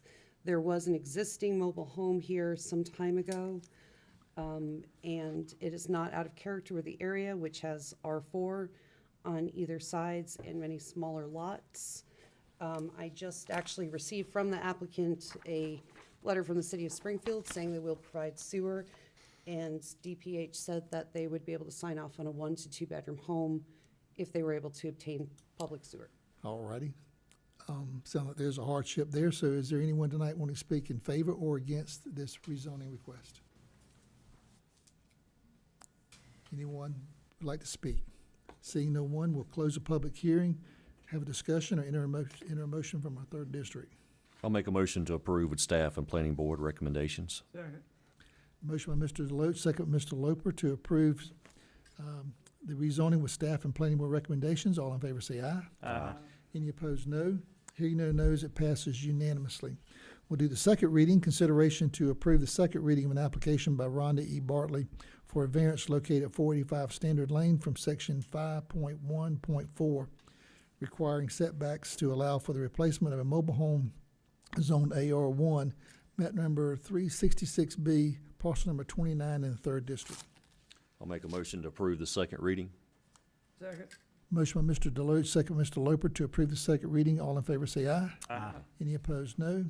Hearing no no's, it passes unanimously. Item number 9, under public hearings, the planning board recommends approving an application by Mandy Malphus Road to rezone 1.36 acres located on Fifth Street from AR1 to AR2 to allow for the combination of an adjacent parcel, map number 422A, parcel number 91 and 104 in the 3rd District. Ms. Katie? The applicant wishes to place a new pool approximately here, which currently would be straddling property lines. So they're combining parcels which need to be rezoned to AR2 because they have insufficient acreage for AR1. All right, we'll open a public hearing. Anyone tonight speaking in favor or against this rezoning request? If you'd like to speak. Seeing no one coming forward to speak on this request, we'll close the public hearing and have a discussion. Entertain a motion. I'll make a motion to approve with staff and planning board recommendations. Second. Motion by Mr. Deloach, second by Mr. Kiefer to approve with staff and planning board recommendations. All in favor say aye. Aye. Any opposed, no.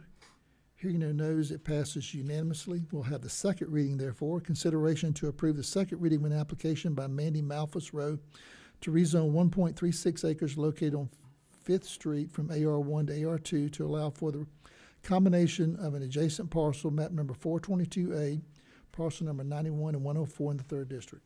I'll make a motion to approve the second reading. Second. Motion by Mr. Deloach, second by Mr. Floyd to approve the second reading. All in favor say aye. Aye. Any opposed, no. Hearing no no's, it passes unanimously.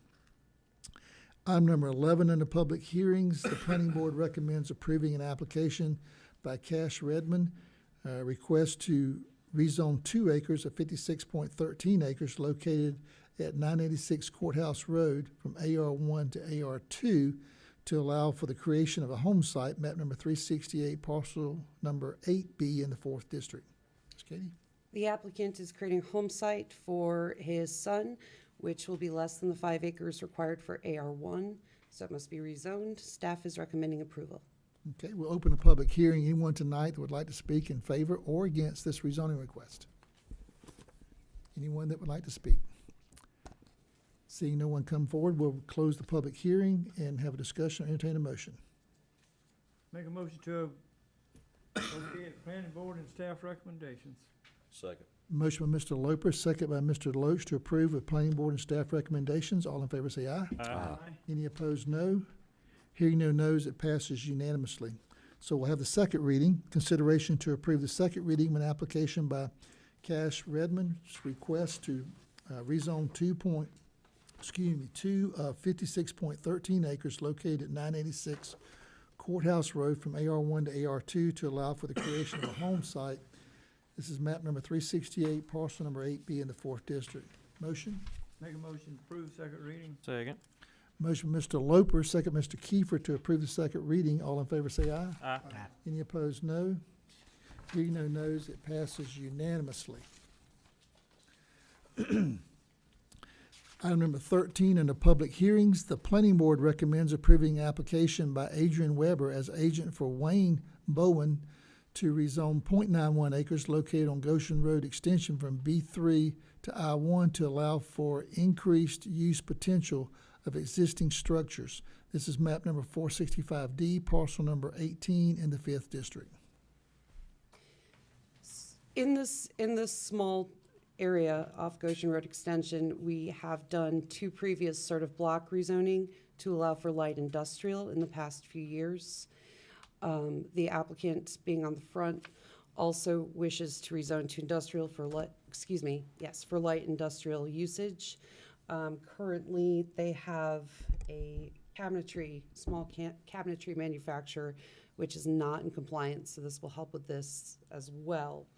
The variance, which is the next set of items, is to effectively eliminate the buffers to accommodate the existing structures. This was done with the other 2 sets of rezonings in this area.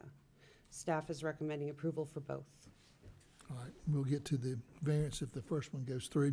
Anyone tonight that would like to speak in favor or opposition to this rezoning request from B3 to I1? Anyone that would like to speak in opposition? All All right, seeing no one, we'll close the public hearing, see if there's discussion or motion from the board. Mark? It's in the fifth district. No, isn't this it? is consistent with what we're kind of It is. Yeah. straightening some things, Yep. housekeeping to a degree. Yep. Make a motion to approve with planning board and staff recommendations. Second.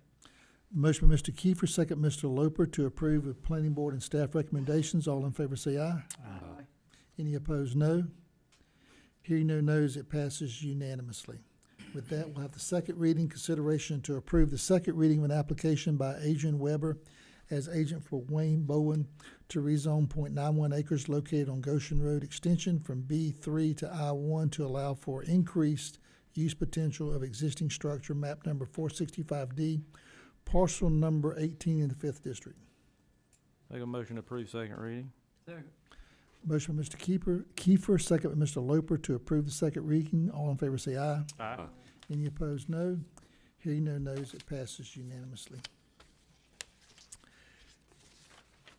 Item number 15, under public hearings, the planning board recommends approving an application by Adrian Weber as agent for Wayne Bowen for a variance from required development buffers between existing development parcels located on Goshen Road Extension Zone B3, proposed zoning I1, map number 465D, parcel number 18 in the 5th District. And you just addressed that, but what's the variance is needed on the Goshen Road side? Is that what it is? And behind, because everything around it's, Really, Like the there's not much buffer there to speak of as is. So we are just trying to legitimize their industrial rezoning by acknowledging that it would be very difficult to get appropriate buffers. so what's the buffer? They just wish to utilize as is with the existing structures. With existing buffers? So effectively. Is that what we did for the other Yes, sir. properties there? So it's the same thing? Okay.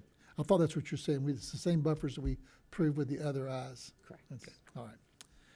Very good. Any other question, discussion? Is anyone tonight speaking in favor or in opposition to the buffer variance request? Seeing no one coming forward, I'll close the public hearing, entertain a motion. Make a motion to approve with planning board and staff recommendations. Second. Motion by Mr. Kiefer, second by Mr. Burdette to approve with planning board and staff recommendations. All in favor say aye. Aye. Any opposed, no. Hearing no nos, ayes have it. Item number 16 is a second reading, consideration to approve the second reading of an application by Adrian Weber as agent for Wayne Bowen for a variance from required development buffers between existing development parcels located on Goshen Road Extension, Zone B3, proposed I-1, map number 465D, parcel number 18 in the 5th District. Make a motion to approve second reading. Motion by Mr. Kiefer, second by Mr. Loper to approve the second reading. All in favor say aye. Aye. Any opposed, no. Hearing no nos, it passes unanimously. Item number 17 in the public hearings. The planning board recommends approving an application by Terramore Development LLC as agent for Ashley Fleetwood and Angela Usher to rezone 1.53 acres located on Shawnee Road, Georgia, Highway 21 North from B1 to B1 and AR1 to B2 for the development of commercial retail site, map number 264, parcel number 20 and 21 in the 3rd District. Katie? I have printed larger ones if Oh, Teresa. that would be helpful. All right, we have two applications. One is a rezoning, and I'm gonna show you why. Currently, one parcel is zone B1, one is still AR1. Across Shawnee Road, there's a parcel zone B3. Across 21, there's a parcel zone B3. Across 21, there's a parcel zone B2. So even though there's no development on this side of Highway 21, this has the makings of a commercial node. There's an existing convenience store in this B3 parcel here, and the applicant is requesting rezoning of these two parcels to B2 for a retail store. They chose B2, and really it was staff worked with them on this. In some other parts of the county, we've rezoned to B3 for this type of convenience store, or for this type of retail store, but B2 just seemed to be more fitting in that there was some B2, some B3, rather than tip it into higher intensity uses, we compromised on B2, which would allow the retail use that's proposed, but also is not, bringing a lot of B3 into this area. Let's see. So the rezoning is pretty simple. The variance takes a little more explanation. And I'm just going to scan my report here real quick. The variance I will talk about. These are all, okay, so we have met with the applicants by Zoom a few times, and we have worked with them on the location of the retail store on the site. We have worked from an initial concept that had the driveway much closer to 21. This, with the advice of the former county engineer, pushed back the driveway so the entrance is much safer. There's no conflict with the intersection of Shawnee Road and 21 this way. It does then, of course, affect how the detention pond and the drainage field and the building site work. So on this site, there's been some finessing of getting everything to fit and to meet our request to move the driveway back. And in return, the applicants have asked that we help them out with the buffer a little bit. So I will go through those. On the front along Highway 21, there will not be a driveway. If there were a driveway, they would be able to have a 10-foot landscaped strip. But there's not going to be a driveway, and we prefer that, and DOT probably prefers that.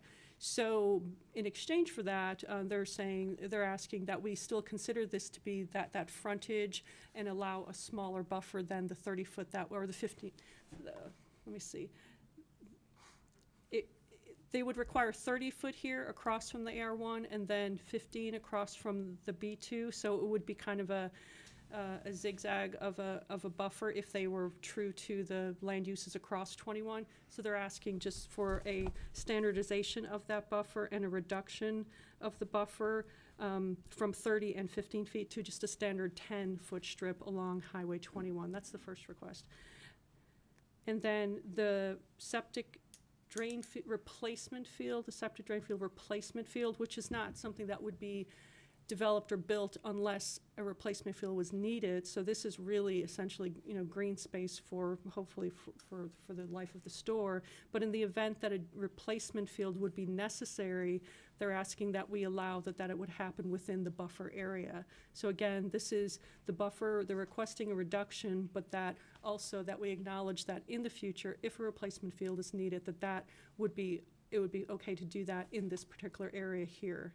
And actually that prompted a condition from the planning board, and that is that the variance to reduce the vegetative buffer applies only in the case of a necessary drain field expansion. So they wanted to just lock that down.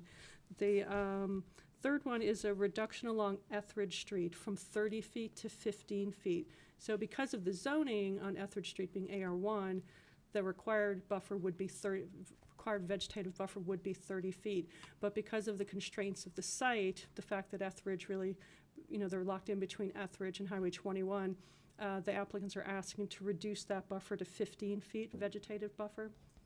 The detention pond would be located there, and actually in some larger sites we do permit the detention pond to move into the buffer area as it is for stormwater filtration. So while staff were open to allowing this, the applicant wanted it to be something that was specifically permitted so that they, that all of their development plans going forward, they can be certain of what's permitted and what's not permitted.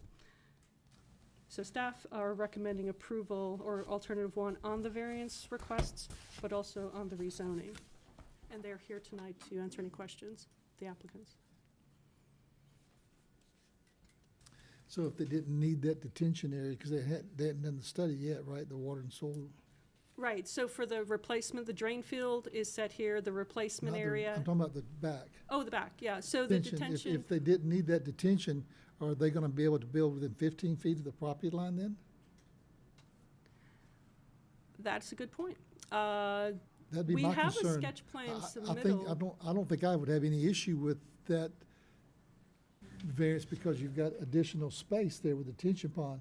But what if they didn't need the detention pond? I don't want them encroaching upon the neighboring's property and building something that's within 15 or 20 feet of their property. You could consider a condition like the planning board did, that the reduction in the buffer along Etheridge is only in the case of the detention pond being placed there.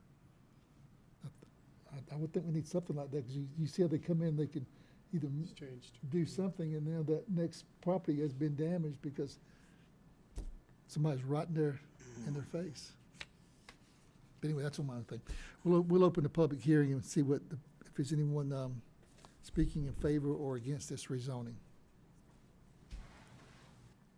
Good evening. I'm Mitchum Walker with Terramore Development. We appreciate staff working with us, and good to be back here. I'm here to answer any questions necessary specifically. And Could you answer what that would happen? I mean, I would not want, if you didn't need that detention pond after you did your water and so forth, and you need a real small pond over here, I would not want that, personally, that variance to be there. certainly. It's not necessary now.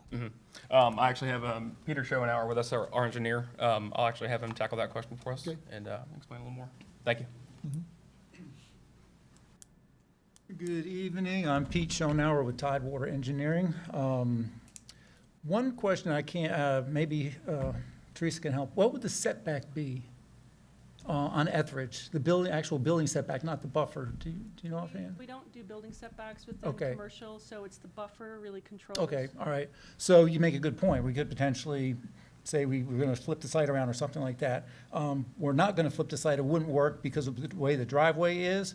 And I think the other point I would make is, if I'm correct in this, because I think it's a fairly new process that you all employed here, is that sketch plan process, where I believe we're going to be in front of the planning board and the board of commissioners again for sketch plan approval. Yes. So that would then tie us down to what we're going to be able to build. So you will be able to see that. And if we come before you with that building 15 foot off of the Etheridge Road right away, you just tell us no. Except for if we already approved that buffer, we couldn't take it away from you. But you have to accept. we put a condition on it. Sketch plan. But I mean, we're happy with the condition. Yeah, we might have to do that. Okay. That's not a problem. Thank you. Okay. Is anyone tonight wanting to speak in favor or against this rezoning? Dealing with the rezoning right now. Anyone want to speak in favor or against the rezoning? Against. Not the buffer. Well, I'm not really, my name is Melvin Clay. I reside at 105 Quarter Street, which adjoins the property that Terramore's representing. Two things. The pond is a concern to me as well, because in that area, sometimes it rains heavily. It has a tendency to hold water. Second thing is, in November, I want to put a well down at the front near my home, and I want to make sure that their drain fields are 100 feet away. That's my big concern. Where's your property on this map? Is it behind it or to the side of it? It's directly south of it, bordering 21 and Quarter Street. Ah, I got you. So if his drain fields are there, the drain fields will have some setbacks on them, right? They'll have some requirements on property lines, don't they? Yeah, the health department, I think there's, 50 feet between well and 100 feet from the 100 drain feet. field, Yes. 50 feet from the septic tank. I think. Septic tank, yes. 50 feet for septic and 100 feet from drain field. I have that. But his question I'm hearing is that if he wants to put a well in the future, they're gonna make him move his, But the well's going on the other side, on the Shawnee Road side of the property. Right, it's going like on the 21 corner. it's like And- it's right next to his property. Go back to that other one, Teresa. Am I looking right? Okay, yes, it would 264A be is his property, and that drain field's gonna be on No, his 264. property is 105. 264A-19. Right, 105. Yes, 264A. that's his property. Correct. And the other property, that 5660, 264A20, Is there. that's where the septic tank's going right there. So it'd be right next to his property. Yeah, basically at his home. That's not the way this drawing looks here. And this is That's property. on Shawnee Road, that's on the farthest side How of about where this- they how about this showed. is his property here? It is. Right here, beside Shawnee Road is where they're showing a proposed well. This property's over here. Oh, they're putting a septic, you still at the drain field. He wants to put a well, he don't want that drain field to affect his well placement. Right. That's what he's Okay, talking about. I thought he meant the well. He didn't No, know that. my well, He told that's me- where I want to put it at the end of this year. And I do not want the problem of, you know, And you want to put it near the highway. yes, yes, sir. And it's got to be And I'm 100 not sure feet. that's your business, but it seems like to me that's where the rain comes off the oil from the road. No, I think I No, put water be, ground buildup. I put my well away from that. Yeah, no, but I can't because the drain field further down on the other side. That would be my drain field. I got you. Yep. Okay, So there we are. Now, I don't have a problem with Terramore building. I got you. I don't have a problem at all. I just want to protect, you know, my future. Probably we have to let the health department address that, but hearing that complaint, I would hope that they would connect with him and make sure as you place that drain field, you give him room to place his well so that he's 100 feet, whatever the health department. Yes, I discussed it with him a while ago. Yeah. He said he'd work with us, but, how about that? You agree? Okay. Sounds good. So outside of that, you're good as That's far it. as, Yes, sir, I'm fine. Thank okay, you. all right. Very good. Anyone else want to speak in favor or against this rezoning request? We'll do the variance in a minute, just the zoning. Okay, seeing no one, I'll close the public hearing on the zoning and entertain a motion. There's really no way to, I guess, put a condition as far as that goes. I guess we're just gonna have to Well, I think you could put hope a the condition developer that. Health department. honors their, If the, what do you call it, detention pond is not required and does not create additional buffer, that it goes back to the, whatever's required. You follow what I'm saying? You can do it that way. But that's the variance. That's the, that's right, that's the variance. I'm getting ahead. This is just the zoning. Don't put a condition here. That's just for the variance. okay, Yeah. all right. Well, I'll make a motion to approve with staff and planning board recommendations. Second. Motion by Mr. Deloach, second by Mr. Burdette to approve with staff and planning board's recommendations. All in favor say aye. Aye. Any opposed, no. Hearing none, it passes unanimously. Item number 18 is therefore the second reading, which is consideration to approve a second reading to approve an application by Terramore Development LLC as agent for Ashley Fleetwood and Angela Usher to rezone 1.53 acres located on Shawnee Road in Georgia Highway 21 North from B1 and AR1 to B2 for development of a commercial retail site, map number 264A, parcel number 20 and 21 in the 3rd District. I'll make a motion to approve the second reading. Second. Motion by Mr. Deloach, second by Mr. Kiefer to approve the second reading. All in favor say aye. Aye. Aye. Any opposed, no. Hearing none, it passes unanimously. Now, I'm gonna real briefly make sure I covered it, a public hearing on the variance request. Any other comments for or against the variance request? I'm gonna close the public hearing, and here's where I think we can make a motion to approve the variance with the condition that if the detention pond did not provide the width of a normal buffer, that it would revert back to the, where the standard buffer is. Okay. Mr. Chairman, can my name's Al Usher. Me and my wife Angie own the corner, on the property on the corner, at 5684 Highway 21 North. And I'm certainly not an engineer, but I've been living on that property for 20 years. And as far as that detention pond, now, I mean, I don't think really a detention pond there'll be necessary if once the property is developed fully and the ditches are clean and the water can run like it's supposed to the drainage ditch. Yes, that's Well, see, that's my concern. That's why we're putting this condition. Right. Because we don't want to move that buffer smaller and find it can be done with just cleaning the ditches so that a property after zone could be built right there next to the property. Yes, So we're requiring with this condition that that we're doing the variance, but it's subject to there being a full, buffer to include the detention pond that would make up the normal buffer, which is what is it normally? I'm sorry. What's the normal buffer? Between commercial and AR1 is 30 feet. 30 feet, all right. So if they don't need the detention pond, they still got to have 30 feet. Right.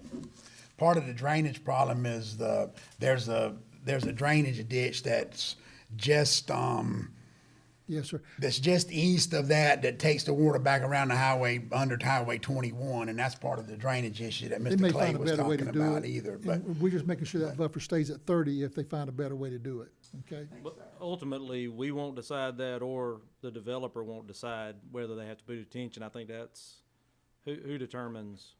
Well, It'll be state agency requirement. Yeah. But there again, if the state agency says you don't Correct. need to do a No, I detention agree. pond, it's gonna be a 30-foot buffer. There'll be a condition, there'll be some kind of buffer, whether it's water and land or whatever. Is that clear enough for our clerk? Okay. That's the motion with the condition. Do I have a motion? Oh, yeah, who made the motion? You made the motion, didn't you? Yeah, so moved. Mr. Deloach made the motion. Do you have a second? Second. Second, Mr. Loper. All in favor say aye. Aye. Any opposed, no. Hearing no nos, it passes unanimously. We'll do the second reading in 2 weeks, because you can't, if you have a condition, you can't do the second reading, but basically it's approved. We just do the second reading, okay? Not to get too far in the weeds, but can you allow for a detention pond to be put in the buffer without without having a variance? We frequently do. I think in this case, the applicant wanted to be absolutely certain that they were, dotting their i's, crossing their t's, that everything was in writing. And so it was really just a sort of due diligence. But we do frequently You could handle allow it the that. other way without even having a variance, and then if they didn't do a pond, you still got your buffer. Yeah, you still got it. That's what we just moved. If Mhm. you don't do your pond, we still got a 30-foot buffer. Right, you could do it without a variance and just allow them to put a Oh, pond. we've already got it approved. Yeah, I know, just for future, That's a good thought, though. future. Good thought. Item number 21 under public hearings. The planning board recommends approving a request by Greg Coleman as agent for William and Roger Spikes III et al. To rezone 14.86 acres located Old Augusta Road from AR1 and AR2 to I1 to allow for industrial development, map number 477, parcel number 2, 3, 4 in the 5th district. The application tonight is to rezone the 3 parcels shown on the screen there. Up in the upper left there, they're the 3 that are highlighted in yellow, and then in the larger image, there are these 3 right here. So as you probably know, I'm gonna go to the zoning. The entire area has really moved towards industrial in the past few years. So these are this is an island of 3 AR zoned properties. The proposal is to add them to 2 parcels that are currently zoned industrial. You saw these last year attached to other parcels with frontage on Old Augusta Road, but that development didn't play out. And so at this point, we have a new buyer who is interested in these interior parcels, but is in the process of acquiring these 3 parcels on Old Augusta Road. So he's reconfigured the plan that you would have seen before, and I will show it to you. And as a result, we had to resubmit this as a development of regional impact for regional review. That report is in your packet, and the review actually the report came a little later than we expected, so at the planning board meeting, we had discussion but no vote, and then had a special call meeting a few days later after the entire regional review was complete in order to hold the vote so that it could be submitted to the Board of Commissioners, to your agenda. So getting back to the application, as you know, Old Augusta Road is a designated truck route, and this rezoning would end up bringing the whole area into an industrial district. The site plan is similar to what you saw before with the other development, although of course it's been reconfigured. The entrance will now be further south. It won't line up at a roundabout the way we envisioned with these parcels here in the previous development. And as a result, if approved, this development would have right-in, right-out only after the roundabout improvements are made on Old Augusta Road. Okay. The property is in the intermanagement zone for Abercorn Creek, and where intensive uses and impervious cover could negatively affect water quality. As a result of that, we have agreed with the City of Savannah on some best management practices that are being imposed or upheld for these developments in this area, just to ensure that the highest standards of planning and design are used for all these developments, and that is described a little more in the sketch plan, which is next on the agenda, but also the engineer for the project is here tonight to answer any questions about that. At the planning board, no conditions were added, but the planning board recommends approval and staff recommend approval. And if you have any questions, as I said, Greg Coleman is here. Okay, thank you. We'll open a public hearing. Anyone tonight speaking in favor of this request to rezone? How's it going? Greg Coleman with Coleman Company, and this is Wynn Cowan. Wynn Cowan, supply chain manager. Yep. So Wynn would be the developer for the project. But yes, we are here tonight, and Teresa did a good job explaining what we're here requesting. These are the last 3 remaining residential parcels. Wynn has the Moore and Porter pieces in the back under contract, and the same on the front. So we're asking for these 3 parcels to be rezoned. We also have a sketch plan on the agenda tonight. I don't know if y'all want to discuss them both at the same time. Obviously, they're going to be voted on separately, but we'd be happy to answer any questions you guys have about the project or site layout. Okay. Anyone tonight speaking in opposition to this rezoning request? Okay, hear from the opposition right quick. You can come forward and state your name. Hey, my name is Sarah Bloodsworth. I live at 120 Deerwood Court, right off of Old Augusta Road. And as a resident who has seen an explosion of industry on this road, I've been disturbed by the lack of balance between industry and preserving the environment. With this particular site in general, with the intake plant being right there, it makes me very uncomfortable, especially since Abercorn Creek is one of our water sources that we use for drinking water. So I know that there are tons of conservation groups out there that would work with this landowner, the developer, and y'all to purchase this property, preserve it, and conserve it to not jeopardize our drinking water in the future. Okay, thank you.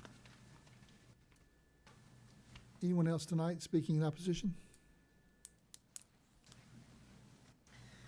Good evening, Commissioners and Chair. Thank you for the opportunity to speak to you tonight. My name is Jennifer Hilburn. I work with 100 Miles, a coastal advocacy group that works to protect our natural resources and preserve our communities. I'm also speaking behalf on tonight for Effingham, Georgia Green, who cannot be here themselves. I want to talk to you about a couple of issues on this thing, this particular petition, that we haven't talked about, and that is the general state of water where we are right now. As you may know, we get our water from both the surface and from the aquifer. With the aquifer water that we pull out of the Savannah Water Resources that supplies all of Effingham County, we currently pull 19 million gallons a day. With the Georgia drawdown, by 2024, that's next year's, we will only be able to pull 17 million gallons a day. So we're going lower. Approximately 2 years ago, we were using about 30 million gallons a day of surface water. Now we're using 50 million gallons a day. That's nearly doubling in 2 years. We are not planning for these types of water resources. My understanding is currently the Savannah Water Resources is asking our Environmental Protection Division to increase to another 20 million gallons a day. As you know, this was before you. Some of these properties got in a legal entanglement with the City of Savannah. City of Savannah and Effingham County staff got together to try to figure out a solution for this. Nothing has really changed since last year. The solutions are berms and best management practices that are being mentioned. These were created in the 1990s, 30 years ago. Haven't changed a bit. Berms still work the same. Detention ponds still work the same. They cannot handle our storm systems here. Just this last week, we had a lot of stormwater, and I can show you pictures from one of the warehouses off of Highway 21. Stormwater is running straight into the creek. So much for our best management practices. If we were to move the water intake, which is what has been suggested by staff, both in the City of Savannah as well as here in Effingham County, that's not simply waving a magic wand and picking it up like a dock float and moving it further upriver. This has to go through at least 2 water planning councils through Environmental Protection Division. And something to consider is we're at the bottom of the Savannah River watershed. There are many, many issues, cities, needs that are drawing from this river, from the dams all the way down to the port. It's a very complicated system, and we don't have a lot of water. At a time when we're dealing with a complete transformation of our landscape due to all of the growth that we have going on, common sense decision about watershed protection should be considered before engineering ideas. The plans we're seeing today are just a regurgitation of what we've seen before, still using these 30-year-old BMPs. Economically, we don't need to be rushing like we are doing to build every warehouse to create a tax base. I've talked to national site locators for warehouse development. We are a prime location for these warehouses.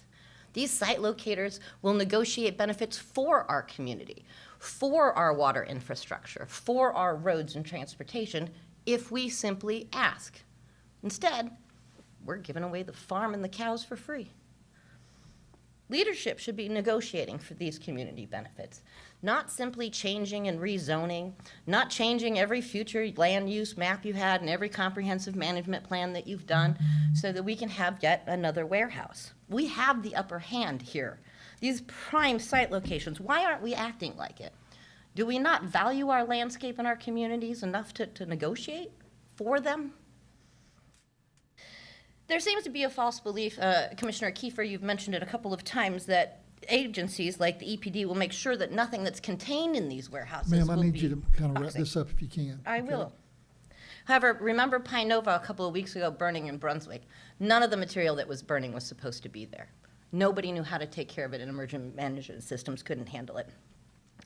Wrapping it up, I will just say there have been multiple conversations with you all in the media, behind closed doors, in various offices, thinking about what best to do. So we've had a year to come up with a way for all of us all to get together, purchase these properties at fair market prices, to turn into a conservation easement, and protect our water intake for everyone.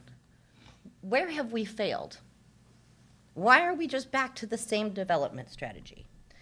I encourage you, please, deny this permit today, deny this rezoning, deny, and find a solution that protects our community in the long term. This is not good planning. This is not resiliency. We need our leadership to work to take care of our community and our natural resources. Okay, Thank you. All right. Anyone else that would like to speak? Just going to take 1 or 2 more, and that's it. If it needs to be something in addition to what we already heard. Well, my name is Larry Vincent. I live on 1013 Old Augusta Road, and I'm one of the members of this community that's been directly affected by all these warehouses. And I just want to let you folks know how much we all object to what's being done, what has been done, what's planning to be done. And it's insufficient, in my view, to say, oh, it's an industrial corridor now, it's already ruined for everyone who lives there, we'll just keep ruining it some more. I would prefer to see whatever green space remains, remain green space. And of course, the environmental concerns that have been raised are perfectly valid, but I'm saying people live there. You know, I'm one of the people who's directly affected. My big concern is that my well water is suddenly going to go bad, and now my home is worthless. So all this construction, in my opinion, it appears to be done without a whole lot of planning and a whole lot of thought. So I would ask you guys to reject this rezoning, and honestly, additional rezonings in the future on Old Augusta Road. We've taken our fair share of the industrial building that's going on in the county. That's all I've got. All right, one more. Anyone speaking against? Good evening, Ron Feldner, Savannah Water Resources. The other speakers have touched on some very key points, so I won't reiterate. We came to the Planning Commission meeting a few weeks ago and asked to make the same request of the board tonight. We request the opportunity for more time. We've been talking with Cowan Investments, Mr. Wynn Cowan and Mr. Brad Cowan about the opportunity to purchase this property. And as you all know very well, as a local government, there's a process we have to go through, and that takes time. And Cowan Investments has engaged us in some phone discussions. We've been appreciative of that. I know they've got competing issues they're dealing with relative to the project and conversations with Savannah. But we would like more opportunity and time to talk further about making a fair market acquisition of this property so that it could be put into conservation by the city of Savannah. That's my only request. Thanks. All right, thank you. Fair market based on an appraisal, based on what this contract could possibly be for? Yeah, we had already had some discussions with Account Investments about kind of the parameters of what it would be, the opportunity to make Mr. Porter whole. Account Investments, I know they've got some investment in the project at this point. So we were already talking some preliminary discussions, but then getting an appraisal and adjusting accordingly for what its current zoning is, which of course is industrial. I'd like to hear from Mr. Cowan, see what his thoughts are Okay. on that. Yeah, Savannah has discussed that with me. The problem we're running with is they're only talking about Mr. Porter's property. We're currently, we've spent $80 million on Old Augusta Road already. We've moved our corporate headquarters there. This is another $60 million. We're local business. We're not out-of-state developers. So I know they've talked to us about it, but it makes sense for us to be on this corridor. So, and we've listened to them, but we haven't made any commitments because realistically, this is where we need to be. Okay. But we were open to listening to them just because we want to solve the problem. We don't want to create a problem. We are local. Okay. Okay, very good, thank you. We're going to close the public hearing and have discussion among the board, and any questions for our staff related to this? Question I have, where's the, if you could go back to that original slide, this one, I mean, it looks like we don't have a vegetative buffer between the warehouse number one and an adjacent property, or is there? I think that's all industrial. All that's All industrial? All industrial. Oh, it is? Yeah. Oh, wow. Yeah. Yeah. All those lots have been turned except these? Everything around it's industrial. Yes, sir. Okay. Yeah, and I'm just gonna repeat the obvious that I've said several times, that that corridor, when it was designed, and of course, I'm kind of committed that I'd like to see Cherokee and below, is we don't continue to go up with the warehousing. Chimney, I think you're referring to. What'd I say? Chimney, you said Cherokee. Yeah, Chimney. Just to I'm clarify. having trouble with names now. Yeah, Chimney and up.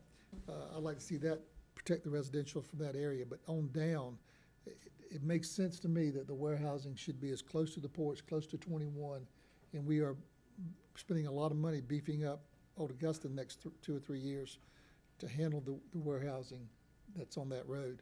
And I know the staff has been talking with Savannah and others about the water, and I think with the 100-year floodplain that we're trying to build these things to, is that correct? Is that another project? Yeah, that's one of the BMPs that we agreed to, was to hold us to a 100-year rain event water retention standard, and then also, in addition to other items, we're going to require under our stormwater requirements sluice gates at any outfall, so that if there was a leak, we could shut it. Right, the single gate with the, Right. that are limited gates. Right. So we can control it better, yeah. And just to clarify, we're not voting tonight on the warehouse that's beside the water source, that's already. That's correct, but we are still going to hold the one that we are voting on, the new area, to that same standard.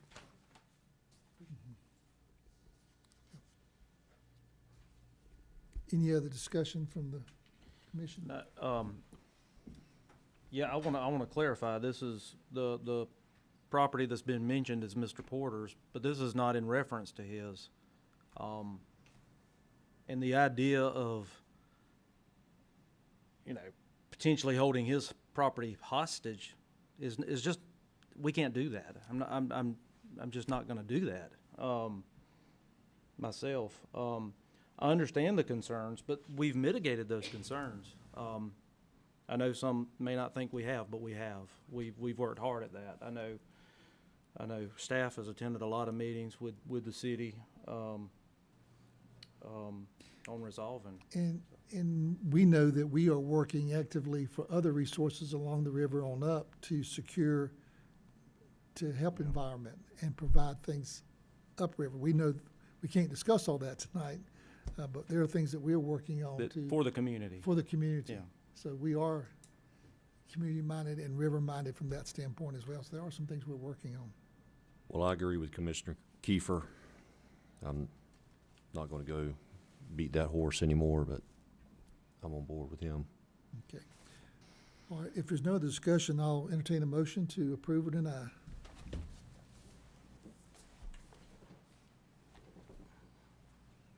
Let's see. Do I have a motion to approve alternative one?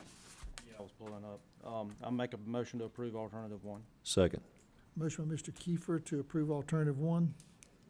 Second by Mr. Deloach. All in favor say aye. Aye. Any opposed, no. Hearing no nos, it passes unanimously. Have the second reading, therefore, consideration to approve the second reading of an application by Greg Coleman as agent for William Roger Spikes III et al. To rezone 14.86 acres located on Old Augusta Road from AR1 and AR2 to I1 to allow for the industrial development map 477 parcel number 2, 3, 4 in the 5th district. Make a motion to approve second reading. Second. Motion, Mr. Kiefer, second, Mr. Loper, to approve the second reading. All in favor say aye. Aye. Any opposed, no. Hearing no nos, it passes unanimously. Next item is a sketch plan. The planning board recommends approving the request by Greg Coleman as agent for William Roger Spikes III et al. For an approval of a sketch plan for Effingham Business Center located on Old Augusta Road, zoned AR1, AR2, I1, proposed I1, map number 477, parcel number 2, 3, 4, 8, 9 in the 5th district. And really, the only thing I'll add, and I want to jump in and add this, that in the when we first saw this about a year ago, when Stature Investment came forward with a concept plan, a variance was approved along this boundary here, and that stayed with the land, so that was incorporated into the design for this sketch plan. And that's why you see a fairly similar layout here in the back. Yeah, there's really, at the back of the development, because now we are considering all parcels, that has remained consistent with that original approved plan.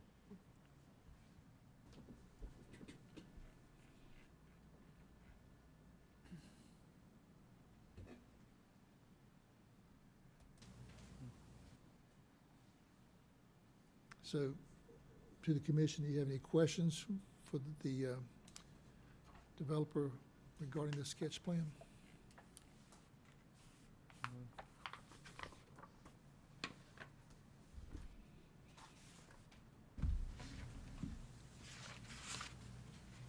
So, off the wall question. You took that back building and moved it away and put your parking on there and put more distance in between the wells. Is that doable? Would it make a difference? Would it be more palatable? What is it? I mean, if you're just looking at it here, in my layman way of looking at things, Sure. definitely far from an engineer, but could you reverse that situation where you had, and you didn't have piping underground, you didn't have a warehouse there, you didn't, just parking? Is that different? Is that better? Or does it even matter? Well, the strategy here was to keep the water intake in mind with the site layout. Okay, so the only thing behind this building is a gravel lane for fire. That's it. It won't be used. Right. We will stick with the 5-foot berm that would block any surface runoff from going towards the water intake. We have met with staff on this as well, but the intent here being for all stormwater to be captured on site, to be routed through our BMPs. We've agreed to the conditions that have been put on the property before when the sketch plan was approved. This warehouse, even the roof water, will be sheeting one direction towards the truck court so that it can be all captured in the storm drain system. We'll have secondary drainage behind the building, in between the berm and the building, to pick up any surface water on the backside of the building that does fall there, and it'll also be routed into the stormwater system. So we met with staff in our pre-application meeting. We went through the previous conditions that were placed on the property with the previously approved sketch plan. We're agreeable to all of those. I know Mr. Callahan mentioned the sluice gates as well. That is something that we talked about. So in the event that, there would be some type of spill or anything else, we've got a way to go to the ultimate outfall for this entire storm drainage system and shut that off. You know, so. This property, is it the same, similar to the property that we looked at before? It naturally drained, and we're doing some provision to make sure, but doesn't it naturally flow away? I think the natural slope is away from the Away from intake, it. right? From I that believe it building. is, Toward yeah. Augusta, right? The natural It's, slope? it's, yes, Where the property was. If you follow the cursor, it actually flows inward, in here, down here, and that's your outfall there. Like, did you watch that? Gotcha. Down, in towards the property, down here, correct. out here, to the wetlands, and then to the, Augustine Creek, right? Yeah, Or is that Abercorn Creek, yes, sir. And if you also notice, you know, we're not trying, there is some uplands available across the power easement, across the I&D line easement. We're not trying to get anything improved over there, and further, you know, impact. You know, I'd also say we've kept the wetlands impact to a minimum, just to allow for access, and then one very small isolated pocket. So we are only going for a nationwide permit, which is the smallest, you know, permit, the core issues for wetland impact. We're not going for an individual permit here, trying to preserve as much wetlands as possible, and be sensitive and, you know, mindful with our design, and obviously we'll be coordinating that with staff as we go through permitting. To make sure that, you know, that they will hold us to that standard, and we intend to meet that standard. And I was gonna clarify, we are the actual developer and the end user. And if anybody knows our business, there's no hazardous or anything. Everything we touch is biodegradable. We do cotton and lumber and steel, and that's what we do. I mean, we're the largest cotton operation south or east of the Mississippi, so. Well, there's a lot of stipulations, conditions in here that Yes, sir. have been designed to protect as well. Yes, sir. Okay. Any other discussion from the board? I don't. All right, we've already had the public hearing. I'll entertain a motion. Make a motion to approve the sketch plan as presented. Second. Motion, Mr. Kiefer, second, Mr. Deloach, thank you, to approve the sketch plan. All in favor, say aye. Aye. Any opposed, no. Hearing none, it passes unanimously. Thank y'all. Thank you. All right, 24 is a public hearing. The planning board recommends approving a request by Three Bird Development LLC to rezone 39.46 acres located on Highway 30 from AR1 to R3 to allow for a 213 multifamily residential development, map number 352, parcel number 18 in the 5th District. This item was postponed from 4/4/23. I have printouts if you want it to be able to look at this. This is the concept plan. This is not a sketch plan. So, but if you wanted to get a closer look at the concept, I do have it, Mr. Kiefer. That's in our packet, I believe. I remember looking at that, didn't I? So just, Yeah. okay. it's not. What you're handed out is the newer one. Yeah, it's the most recent one that's been submitted, but it's just larger, so. Is this different from what's in our packet? No, that should be in your packet Okay, too. that's- Okay, we didn't I've got update it. the screen. This is bigger, though. It helps. It is slightly different. Yeah, this one shows two. So what you're seeing up on the screen was what was originally part of the application when we met with Mr. Byrd at the pre-application meeting for the rezoning. And we had a lot of discussion, and your packet includes any subsequent revisions. But really, I think the main one is that this has been reduced to a single entrance due to the likelihood that DOT would not approve two, but also there's a stub out up in this general area that we talked about at our pre-application meeting. So they're fairly minor changes. This is a concept plan. This is not a sketch plan. Now, he has submitted a sketch plan, and that will be on the planning board, I believe, next week, and then coming back to you in June. But right now, anything that's decided tonight would affect how we would finish the staff report for the sketch plan, and if any revisions would be needed. This is an R3, a request to rezone to R3. R3, as you know, allows up to 9 dwelling units per acre and requires at least 15% of net usable area as common outdoor open space. There's a proposed 20-foot buffer around the perimeter of the property, and the concept plan for the 213-unit townhome development includes covered picnic shelters, playground, dog park, and walking trails. There's, let's see, I have a duplication there. Gross density is, for the 213 units and in 38 acres, the gross density is 5.6 units per acre, which, as you know, is, it's a good bit less than the 9 total that would be permitted in R3. The applicant proposes to extend water lines, that's approximately 1,000 feet, to connect to the existing water and sewer at Winfield across Highway 30.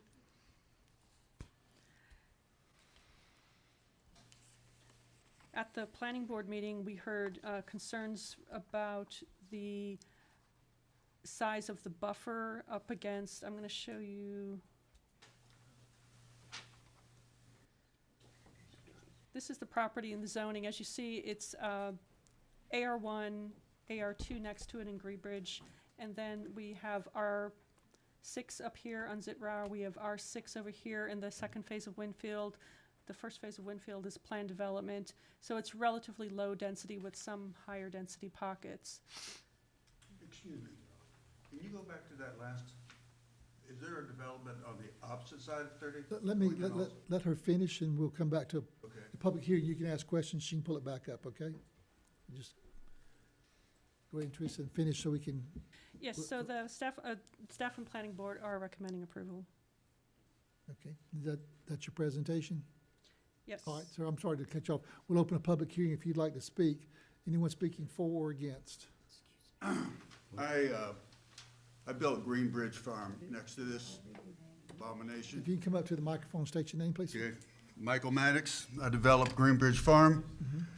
It's a large lot alternative to what is being proposed today. I wanted to show that we could develop the county without denuding it and ruining our rural areas. We want to preserve the right to pursue our happiness, and we believe that this is would have a negative impact on that right. I'm not really sure. There's a lot of things that went on with this. The first iteration was a lot more houses. And at that point, you didn't think you had the infrastructure. But evidently, you entered negotiations with Byrd, whoever does that kind of thing, and you've arrived at a figure where you think we have enough infrastructure. Sir, I'm not sure what you're insinuating, but we haven't talked with anybody about a figure, derived anything. Okay, well, let me clarify. that happened Let at me the planning clarify board. Since you raised that question, we have funded and planned infrastructure for roads that's going to handle a lot of the traffic in the roads. We believe that'll all be built for, whether they approve or not approve, for any project like this will be built out. We have the unlimited water capacity from the city of Savannah, and we have just secured and are planning a 2 MG development to our sewers. We do have the infrastructure, the water and the sewer. It runs down Highway 30. So where you have infrastructure is where you would have more density and more multi-type housing than where you don't have infrastructure, because you have to have water and sewer to be able to have density. Yes, okay, so my question was, in the original go-around, there wasn't enough water or sewage. I don't remember that discussion. That's one of the reasons why it was I'm gonna correct you, that has not been a discussion where we don't have, the only issue we had at one time was we've expanded our spray fields, and we had to do some things to discharge our water. All that has been handled, but our plant's always been a 1 MGD plant, and we were only using about 500,000 gallons per day. It was the distribution of that water, but we've resolved that, and we've also resolved up to even more than that now. So yes, as a board, we've made progress on the engineering for the growth of this county. Okay, so originally, there was an issue with whether or not we had enough water and sewage for 355 units. That's in public records. Yeah, I think it's a misunderstanding of the conversation we're having, but anyway. Okay, so that was never an issue? No, The infrastructure is there, water, sewage is plenty? Yes. No issue there? There's no issue there. Because one of his reps said that even though there's not enough now, that maybe the county could provide it in the future. All that's on record. It all happened. Yeah. Got said. Yeah, we have the piping and infrastructure there. We have a 1 MGD plant that we're only using about 65% of now. and we have resolved the issues to get rid of the other 35% of the water, which carries us to handle all the growth. And by the time this and other projects are built out, we'll have our additional 2 MGD plant that the governor's help fund, that we're funding, that's going to be built out. So yes, for the last time, the infrastructure is there, and we can handle this facility if the board should decide to do it. And you do want to build this type of housing around where you have infrastructure that can handle it. Okay, so that was never an issue. I misunderstood that whole part. So we'll just go forward. Yes, move forward. So I built Greenbridge Farm so we wouldn't have a plethora of 4 houses per acre in South Effingham. Well, I took my eye off the ball. Now we have 9 acres, or 9 houses per acre. So you have a super dense subdivision next to my sparsely populated subdivision. I believe I've set a precedent for that area. Mr. Maddox, can I ask you a quick question? I Yeah. remember approving yours when I first got elected. Yours was a subdivision for tiny houses, right? No, I'm pretty sure it was. no, never All was. your lots sold? Yes. So what I did is I was the first subdivision in Georgia to get approval for tiny houses. Okay. The only one that ever took it, this was after the fact. This is after my notice to proceed. And only one person took advantage of that. Right. So you were looking at putting tiny houses on these lots at one time?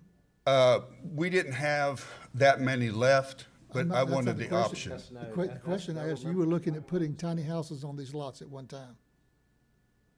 Well, when I asked for the ability to do that, I only had 5 lots left, so it was never my intention to build a tiny house subdivision from get-go. Okay, I think you're contradicting yourself there, but, Yeah, I'm not though. yeah, okay, we'll agree to disagree. It was never, you wouldn't have given me the notice to proceed to build a tiny house community because it wasn't legal in Georgia yet.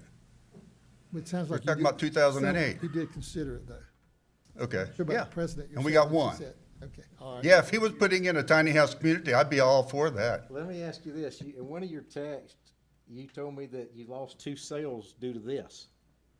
Future sales. So you haven't sold all your lots? I was going to subdivide the property I live on, the 6 acres. I live on a 6-acre lot in Greenbridge Farm. Okay. I was going to subdivide that to sell 2 more lots to get out from under the losses I sustained from the project being stalled as long as it did. Okay. But your objection is that you believe this will damage your property values? Yeah, well, of course. It's not going to, not so much the property values, it's our quality of life. Okay, That should matter still. it does matter. I want to understand, how is it going to impact your quality of life? This is your property, that's their property. How is that going to impact your life? Okay, They're neighbors. yeah, the big lot is mine, that's where I live. Okay. Okay, all the houses are packed along that property line. And when you talk about a 20-foot buffer, that's like 6 trees. That's nothing. So How instead is of that- looking out into the woods, They're on their property, you're on your property. How is Uh-huh. that impacting you? well, sound, sight, noise, light pollution. We're not going to be in a private area anymore. We won't be in the country. That may not matter to you. It does matter to me. I'm just trying to understand. Okay, Mr. Byrd actually, from what I understand, you approached Mr. Byrd to try to work with him. I did. And He never turned you down responded. Because he didn't want to, he wanted to do his project because you have your project. Yeah, I was offering him an alternative to 9 houses an acre. Why didn't you buy the property? You really want to know? Yes. Okay, Because then so- you could do anything you want to do with it. When I built my subdivision, my banker and I thought that I would have enough money from the sales to buy that lot. I had the first refusal from Robert North. I don't know if you know him. Okay? He is the one that sold it to Byrd, his son. But I didn't make any money off my subdivision. You stalled me out so long that I lost all my lot sales because of the housing market collapse. We didn't stall anything. You wanted to build tiny houses and there was no market. You know what? You have no idea what you're talking about. Okay. We're going to end this, because I understand your objection, though. Yeah. You think it's going to change the character, the quality of your living. We Yes. hear what you said. If you don't understand the difference between being in the country and living next to a high-density subdivision, Well, if you did understand that, you'd understand why I don't want I'm it. going to go ahead and close this discussion. Yeah, you because- should. Because we've heard you, and we appreciate you. All right. Is there anybody else that would like to speak in opposition to this rezoning request? I brought a handout. That'd be good.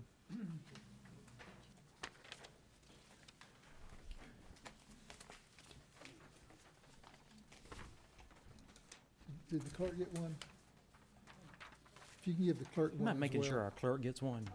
That's fine, so she can just enter it in the record. I wrote on this one, so can I give it to you afterward? Yeah. We'll make Thank you. And I want to ask you if you don't read the whole thing, Oh, I'm just not going highlight. to. Okay. That's for your reading enjoyment later, if you gave me that privilege. No, my name's Lori Straub, and I live in the Winfield subdivision. And my concern is within that half-mile stretch, you have the 250 homes going in to the, what it would be, to the, help me out here. East? little bit, you can see it. Oh, okay.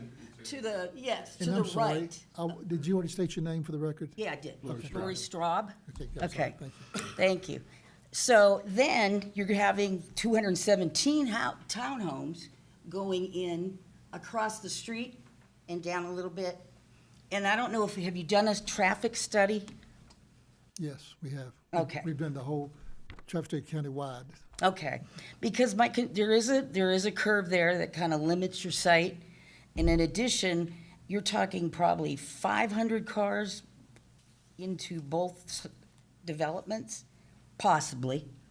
And in the morning and evening, that's 1,000 in addition. And you're right there at 17 and 30, which is congested anyhow. So that's one of our concerns is traffic. Obviously, the infrastructure of Effingham has to grow. We're talking roads and schools, we've all talked about that. Police, and hopefully the hospitals will catch up too, because I don't know if any of you've been there lately, but Well, just to let you know, we had eggs and, were you at the eggs and issues this morning? no. We just had a countywide eggs and issues. I was invited to, the chamber put the information out, and the hospital says they're prepared, the school says they're prepared. Oh, Yeah, so, I mean, it was a great meeting, but the school said that they are prepared for the growth and they can take care of these students. They are not overcrowded. That's from Yancey Ford himself, the doctor. okay, that's our good, because I know that they're planning, what, 2 schools? Yes, but see, they're out in front. They're building the schools and they're having them ready before we Okay. actually need them. But you don't want to get, like he said this morning, you don't want to get them too far in front because then you have under the number of students in the school. You're not getting the goodie out of it. But just stating that the Okay. hospital shared that they are expanding and, Let's hope so. My mother spent yeah. 3 days in the emergency room waiting for a room, so. And we do, we look at all those things. We look at the Good. police, we regularly talk with the sheriff about what do they need. Even this year, this board has supported and put extra funding in armed resource officers, trying to get 2 in every school. Well, that's So good. we are constantly doing things to keep us still the safest, best place to live. Okay, one of my concerns, other than the traffic and of course everything that comes, but these are gonna be rentals. And we're in a subdivision, and I'm not gonna go through the list, it's number 6. And I footnoted everything on the difference in crime, demographics, all kinds of things that can be affected with rental units versus people that are committed to buy, committed to their surroundings, you know, a commitment to Effingham. And that's one thing I'm concerned. I would applaud if they were gonna build homes. You know, the people that are actually gonna reside there for a while and take interest in Effingham, not just, you know, move in, move out, whatever. So, And I hear you, and I appreciate that too. And we all like the look of a home better and perhaps even larger lots. But one of the things we have in need of, and once again, I don't have a vote, I'm just the chairman during the meetings, but I'd like to always give my opinion and try to guide this commission as they're making decisions.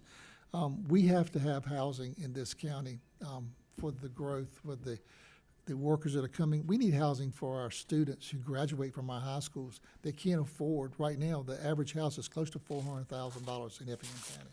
The rent is $1,600 to $1,800 a month and more, $2,000 and more. And we need some affordable housing that, you know, a young man coming out of high school that gets a job, But does it have to be there? It makes more sense for us to put it where we have the infrastructure that can handle density. There is no. You can only handle density where you have the sewer infrastructure and the water infrastructure. Retail-wise. Excuse myself. Okay. Sorry. If it hurting. Yeah, I'm sorry, I gotta excuse myself for the You, evening. you go take a break. He's got his broke back from his accident, and Oh, I can Lord. see in his face, he's in pain. Do you need somebody to help you walk out? No, You sure? Yeah, I just need to. If you got somebody in staff that could walk out with him just to make sure, Mark or somebody, that'd be great. Need new parking permits so I can park right out. Yeah, but let Mark will walk out with you, make sure you get in your car.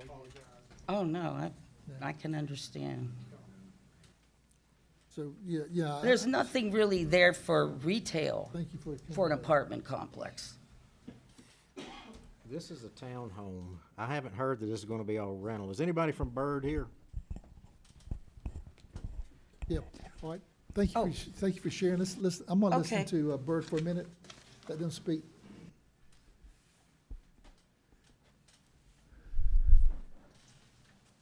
My name is Michael Hussey. I'm owner of Sundown Land Surveying, and for the record, I was called about 1:30 today to ask if I would help Matt with this, because he became ill and just could not make the meeting. And I've gone over this, with their staff as to what they're trying to propose here, and I'll certainly try to answer any questions you have. Now, as far as the townhomes, as you may know, townhomes are individual lots owned by, an individual or, a corporation or a LLC. They can be rentals or they can be owned. I don't know his plans exactly for this project as far as if he's gonna take a group and rent some of them, or if he's gonna sell some of them or sell all of them. I'm not really sure. I could not answer that question No, exactly. we do, if I don't mind interjecting, we do have a requirement that only so many can be rented. Nope. Not multifamily. Not That's multifamily. And I will say at a previous statement at the, Mr. Byrd made in the pre-app meeting, they stated that they are going to be fee simple.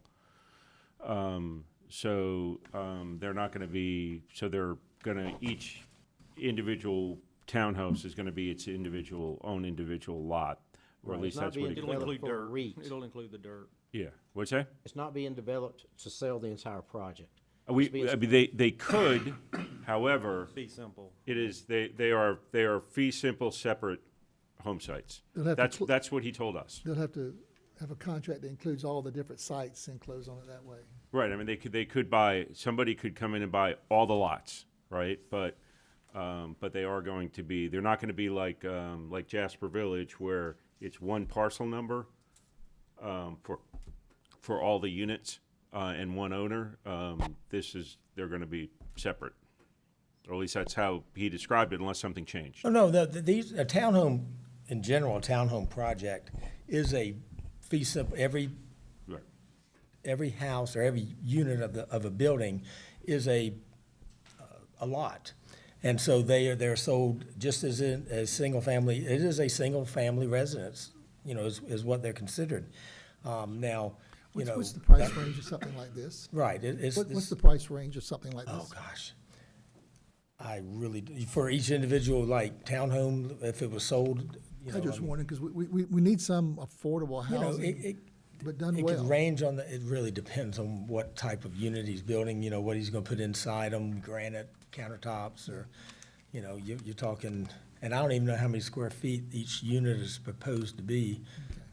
Well, that's not part of the zoning anyway. I just didn't know if you needed. I tried to contact Matt yesterday, and he never called me back. He said he would. I don't know when he got sick, but there's questions. I have other questions for Mr. Byrd as well at this point. He requested the last.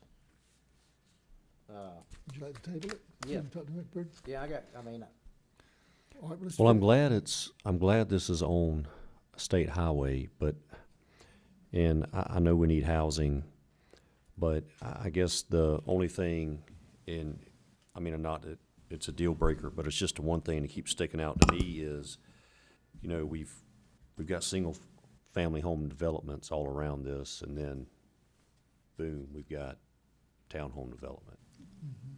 Well, in the conversation with Yancey Ford today, he said that their incoming teachers can't even afford to buy in Effingham County.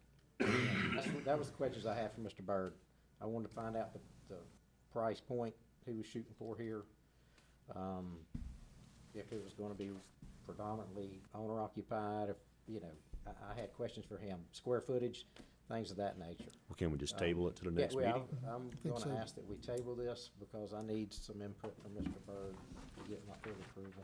All right, before I entertain the motion, I don't want to have to do another public hearing. We'll just get some information. Is there anyone else speaking in for or in opposition to this? You don't want to hear what I have to say, but I'm going to say it anyway. We already heard it. We already heard it. Yeah, well, you're going to hear it anyway. No, sir. I don't Have a care. seat, please, sir. These houses. Or you can't are speak from back for there. You can't speak. Workers in Pooler. There's not for school teachers. You come to the mic if you're going to speak. You got 60 seconds, then you're going to sit down. But let me Give- ask you. Tell us how you base your opinion on that. Yeah. Well, let me ask you this. How do you know who's going to buy these houses? How do we know who bought yours? Well, I wasn't gearing it toward the people that are buying these houses. Describe the people. Who's these people? Okay, these Your people. neighbors. Now, first of all, Working people. are you talking about the people in my neighborhood? No, people. People is moving to Effingham. Okay, so in my subdivision, No, I have like This 12. is just an argument. Yeah, this is, we just don't, shut this yeah, we're not going to Okay. argue this. Okay. Sir, please So have a seat. It's not incumbent upon us to provide cheap housing for the pooler. He needs to have a That's seat. it. What? But, I don't even know where you okay, get I'm only that. gonna tell you once before I ask you to leave, so have a seat. well, I'm leaving anyway. Oh, fine. Okay, But you haven't heard the last from me. okay. And I apologize that for folks, but we're not going to argue about things that are just speculation and, And I apologize too, but I've gotten about 100 texts that he was gonna sue me and had a lawyer and everything else. so. Anyway, so that will move on. Anyone with a reasonable comment or concern that you'd like to share, we would like to hear it.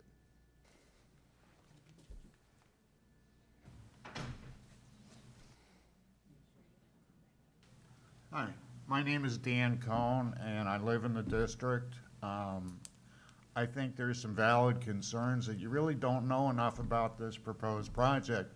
You don't know the size of the units, you don't know the number of bedrooms. That's why we're fixing to You table don't it. know whether they're gonna be sold, whether they're gonna be rentals. I would be in favor of it if it was gonna be affordable housing for school teachers, for cops, for firefighters.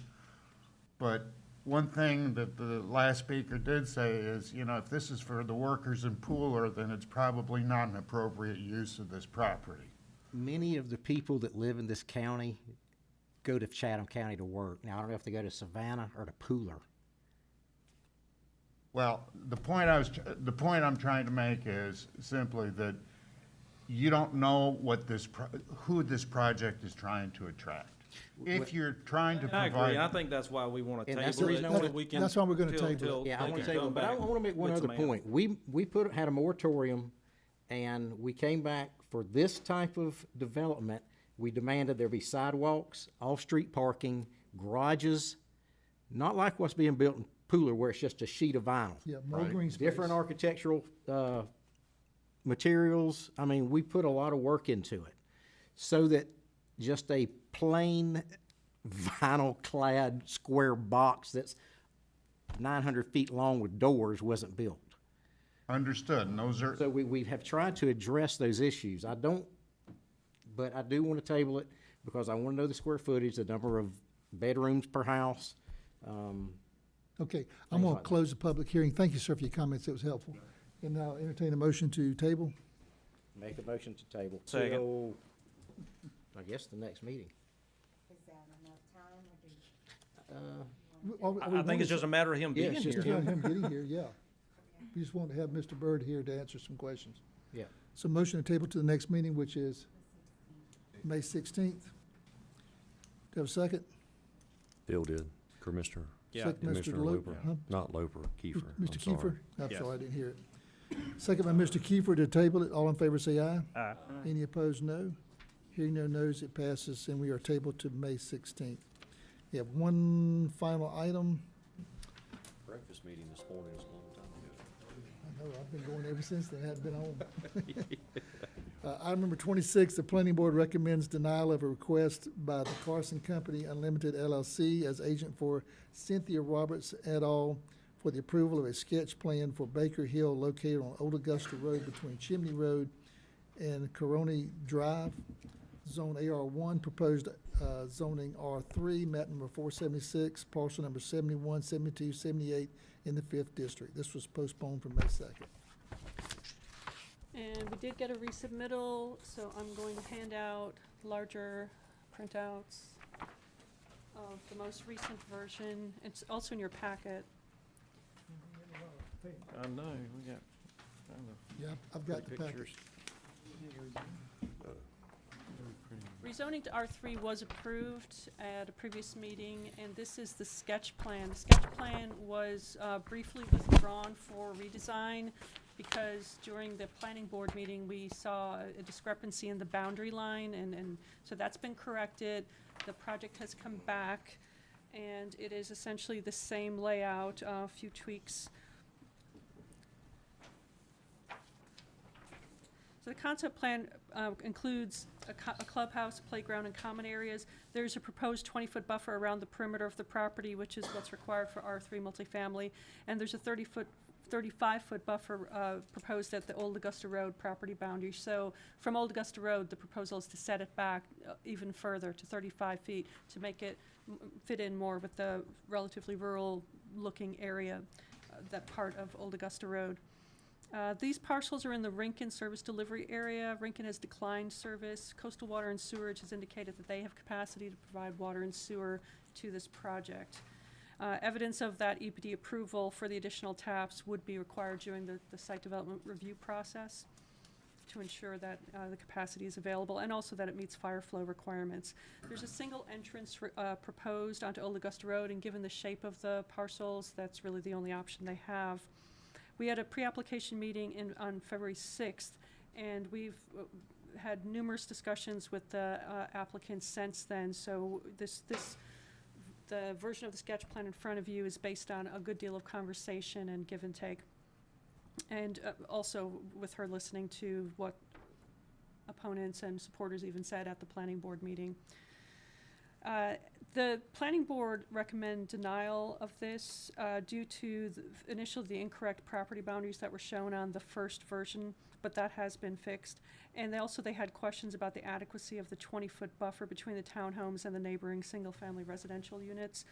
So staff were recommending approval, but planning board has recommended denial based on their concerns about the inadequacy of the buffer and also the boundary issue, which has been fixed since then.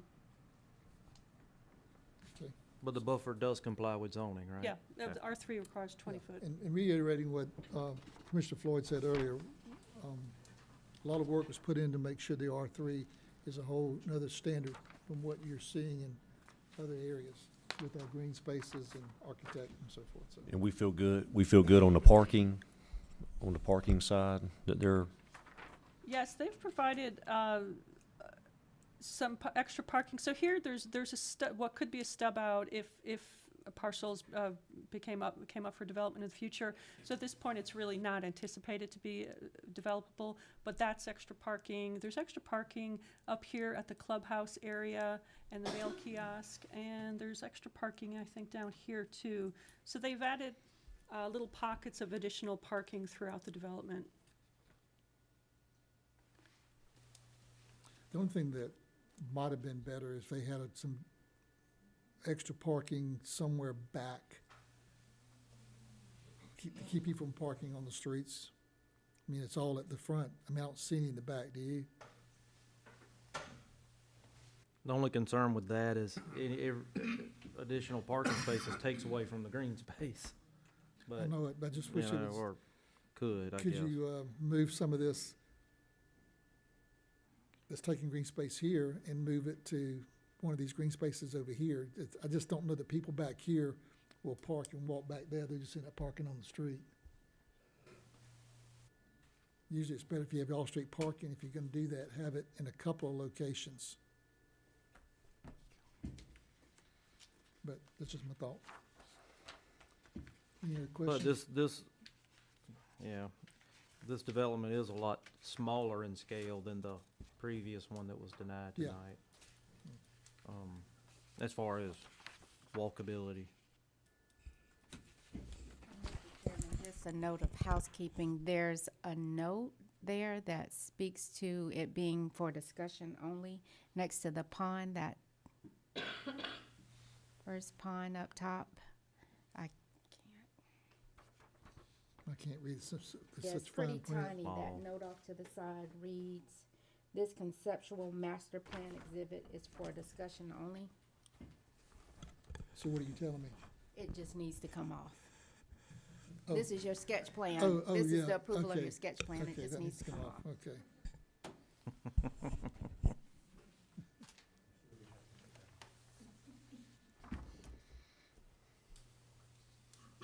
Okay, any other questions or discussions regarding sketch plan? Do we need to, if you're satisfied with the off-street parking, that's fine. Are you, how concerned are you, Chairman? Talking to me? Yeah, sorry. I just don't know, I can't tell from this plan how far that is. I know it's a smaller one than we looked at earlier, but if you're back here in this back section, would you park up here and walk that far back? If you had 6 or 8 spaces somewhere back here, it'd probably be good. I'd just like to see when we look at multifamily, Yeah, that I'm trying to. off-street parking I'm kind of on spread it scale around. for you, maybe. If I may, I'm also representing Matt Bird on, I think he's a partner in this development also. You know, as looking at the plan, and, you know, you almost can never have too much parking in townhomes or even on streets, but I've seen a couple of places he may be able to add a couple in the back, and, you know, depending on how much open space he's required to have, and I haven't calculated all that, I think that it may be, and Matt would probably be acceptable to trying to figure out to add a few more parking spaces toward the back end of the project. Yeah, you know, even like in the front where you've got, it's like about a dozen. Could you pick up a little green space there and put 4 of those back over Oh, here? yeah, you could, again, you could make some substitutions on this, so long as, you know, they're making some, you know, concessions either way. Again, you wanna keep the balance between open space and asphalt also, so. I know. I'd encourage staff though to look at that in the future, to make sure that even though they meet the number of extra parking, make sure it's where people could more likely use it, Yeah, you know. yeah. So are these units sold or rented? I mean, did they say at the last meeting? I don't know. Are these units sold or rented? Well, these again are townhomes, so they're individual lots, and they will be, you know, as sold as individual, single-family homes is what they are, basically. They're just attached. That somebody could buy a lot of them and. So if somebody wanted to buy a lot of them and rent them, they certainly could. Now, this is, R3, so it's multifamily, okay. We don't have the answer to that question at the beginning. To what, But I'm not fully against some good rental properties. We don't have a lot. This is close, if one of the conditions you want them more closer to the, but that's not really relevant to sketch plan. Approval, right? It's not, but I was just Okay, curious. okay. 'Cause I wasn't thought you here. were, okay. No, I was just curious. Yeah. Once they build them, they can do what they want to with them. They can Yeah. Well, within, I mean, they have to, you know. sell them. it complies with the R3, right? Yes. Okay. And if you want, I don't know how we can put, you know, to encourage them to maybe shuffle some parking, see if they can shift around. I mean, if it I think that's what I would satisfies. do at this point. They've heard, you can encourage, and I think Mr. Bird's worked with us in the past on stuff like that. Encourage them to see if they can distribute the parking a little more evenly without losing their green space. Mhm. And staff in the future try to look to see if they can make that more evenly around instead of all in the front.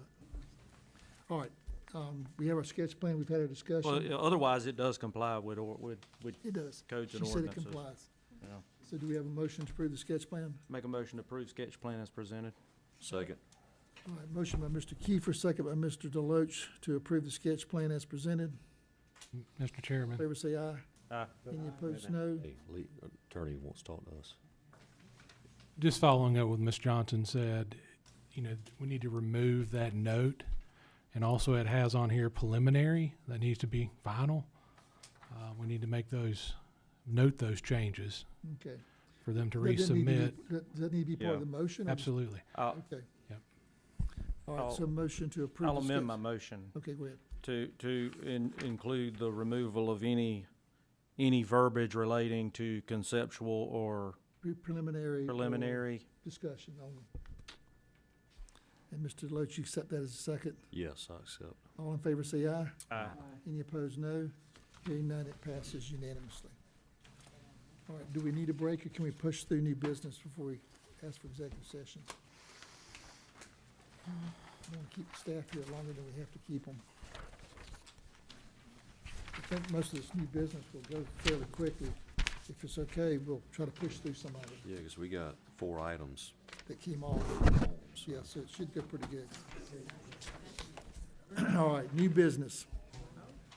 Consideration to approve a grant award from Governor's Office of Planning and Budget, OPB, Drinking Water Project to support increased population grant program. Good afternoon, Mark Barnes, Finance Director. Staff recommends approval of accepting the grant from the Governor's Office of Planning and Budget. This is for the acceptance of a pretty substantial grant from the Governor's Office. This grant was awarded to cover the wastewater treatment plant design costs of $1,712,285 and the estimated build cost of $40 million. So this is in addition to the $4 million grant from OPB that we were awarded some months back for the water line portion of Loop B water project. And staff recommends alternative 1, approve to accept the grant. Make a motion to approve. I'll second that. I was gonna try to, I was gonna save you breath on this one. Motion by Mr. Deloach, second Mr. Kiefer to approve. All in favor say aye. Aye. Any opposed, no. Hearing none, we accept the $42 million. Okay, thanks. All righty, item number 2, consideration to approve change order number 2 from Pond and Company for design and construction management services of a facility renovation package. Yes, what I'm gonna request on this, and I actually told Pond they could leave on this, is the exact same thing I did on the previous one. There are some legitimate changes that we have to make on some of these projects, but I have not gotten the level of detail with regards to hours required on some of these changes. In some cases, we've added a project. In some cases, like the deterioration of the library exterior wall, and in some cases, the scope has changed as they've come up with the floor plan to meet our request. But that being said, I'm not. Similar to the Baker Pond, I have not gotten the level of detail that I need on the breakdown of the actual costs. They're just kind of in categories without hours associated with them. So I'm asking that we approve half of the amount that we approve, and then I come back with this along with the Baker Pond one in 2 weeks with either a scaled down total change order or approving what they requested, depending on research. Appropriately support showing that the change order is legit That's right. financially. Yeah, for the one for demolition, I mean, they got down here for $76,000. I mean, they don't charge us $76,000 because you need to tear that house down? I don't think That one hasn't changed. that one hasn't changed. That total has remained the same from the original task order, and that's not just the demolition of the building, but the construction of a parking area right there as well that they're designing. And a driveway. Yeah.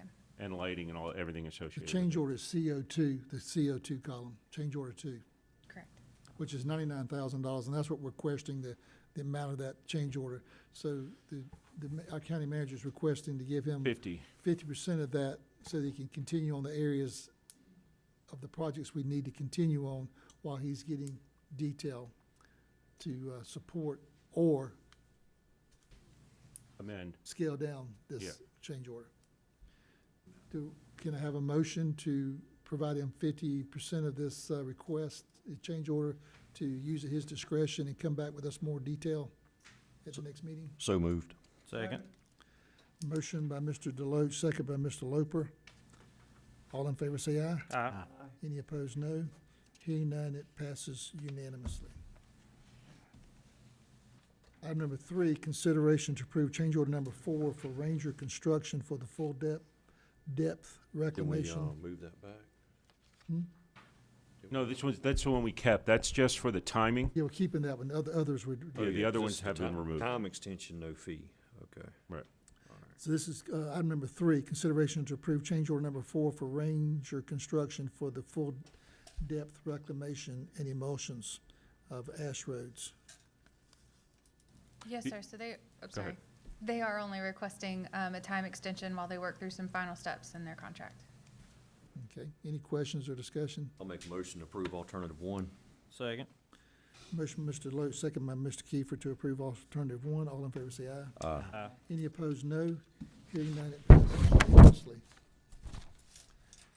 Item number 7, since 4, 5, and 6 have been tabled, is consideration to approve a proposal for Paycor for HRIS payroll software systems. Good evening, Chairman, Commissioners. I'll keep it short and sweet. Sarah Mouseoff, HR Director. Kind of like you said earlier, this is a cleanup on aisles 6, 7, and 8. Okay. Previously, we were using ADG for the last, I think, 15-plus years. We've kind of outgrown it. We're running into a lot of issues with having to do things manually because when we contact ADG, unfortunately, they can't work with us unless we just pay them more money, but it doesn't look like they're going to be able to code stuff that we need. This would benefit HR and finance, helping us get rid of some manual tasks, streamlining, being more efficient, allowing us not to, as we grow, hire more staff. Right now, intake, onboarding takes about 30 minutes of paperwork, whereas now, everybody else is, oh, I'll email you that, I can text you, you can do all that before you actually show up on day 1. It would help us kind of keep up with the times. Now, is this like UKG It's platform? That's just platform, we use it. what you guys use your HRS, yeah, so Yeah, it's sort of and like. we're able to do kind of what this is. I mean, we're able to do a lot of things ourselves, and Yes, it's sir. pretty smooth. Yeah, it sounds like an HRIS system, yep. Yeah. And again, there is another proposal from NeoGov, which is like the #1 in the industry, but if you guys looked, I think option 1 was like $500,000, option 2 was like $610,000 for 3 years. These are clearly half the price. We did get confirmation. There's a note, they were gonna give us 3 months free, which is about $15,000 in saving, but we've confirmed they're actually gonna up that to 6 months free, so about $30,000 in savings right off the bat. It's only gonna be a $10,000 implementation fee because of our relationship with our broker, and they contract with a lot of our direct vendors, the different insurance carriers, so it's gonna be a nice, smooth kind of, it's cloud-based. Chris got all their data security stuff from their IT side to look at. And this is a 3-year lock on our price, On the too. rates, yeah. They quoted us kind of high. If you look, the numbers say like 450 full-time. I think right now we're like about 430. And then their part-time, they also went high, like 150. That's usually only election time when we have that many poll workers on the books. We're trying to also switch them to 1099s maybe, go back to that if we can. With the new elections director, we're gonna try and work on that. Well, looking through the report, some of the things that you said, it definitely appears that, we're not with the times right We're now. not. We definitely need something Right. else. And so one of the big issues is with fire. So fire, right, there's a 28-day overtime rule, and this is from the Fair Labor Standards Act, all that. ADG cannot help us with that. So right now what we have to do is every 28 days, we have to manually calculate, adjust, go in, manipulate, and then finance has an additional step as well. Also, like our deputy sheriffs, there's a lag. When they get in the car, they're supposed to be on the clock, right? Because they can at any time respond to a call.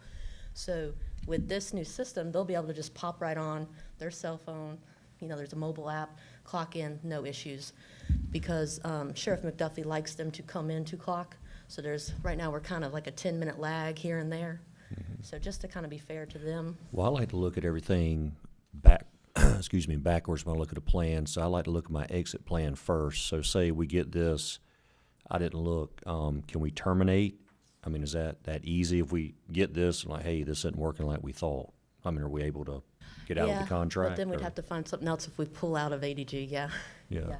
So, But then the 'cause- data, the data is still ours. Yes. Oh, okay. Yeah. So, the one thing about ADG, I mean, the data's accessible, so it should be easy to pass over, but this is gonna store all the data in tables, like a SQL database that's easily transferable to lift to somebody else if we don't like this in 3 years. And so like when Tim goes to the retreats and he asks, staff for some reports and stuff, we'll be able to pull it in real time, and it'll actually, help us do that a lot quicker and faster versus everybody kind of hitting pause for 3 days and trying to compile a big presentation for you guys, just so you know the real data. Well, it definitely seems like it'll be a benefit to the organization, and I'm And good with it from what I What's- read. and I see the total cost of year one is 140,000. What's year two? That's gonna vary. It's always gonna be by employee numbers, so that's what I mean. They went high on their proposal. Is that our annual cost then, approximately 140? Annual, and that'll be locked in 140 for Okay. one time. for Right, 3 but there's years. gonna be 30 grand of savings right off the bat. I got you. So, Yep. but we're gonna spend, except for 37, it's 140,000 It per probably year. more like maybe 100, because again, they inflated our numbers for the proposal. Well, I saw that, that this will create a budget amendment, but obviously we're getting more here, so obviously it's more expensive than what we're using. So as far Yeah. as funding, And again, it's just gonna help that overall employee experience. So I know like Mr. Loper the other day, remember, Mrs. Loper asked me for your W-2. So she would be able to go on the app and access that for you right there. You wouldn't have to call us, you wouldn't have to come and get a printout, we wouldn't have to scan and email it to you. Each employee would be able to access their time cards, they could request time off. Tim's out of town in Korea, he could just approve Never a again. time off request, We- All of it so sounds now great. Tim is really not ever gonna be off, right? Is that what I heard? He's never really off anyways. So. Every hour. So I'm not sure I have quite the answer to my question. Okay. So the first year is 140,000 including setup. So what is the estimated cost of year two? We're gonna be locked in to that per employee rate for the 36 months. But I would assume it'd be less than 140 because 140 is a setup.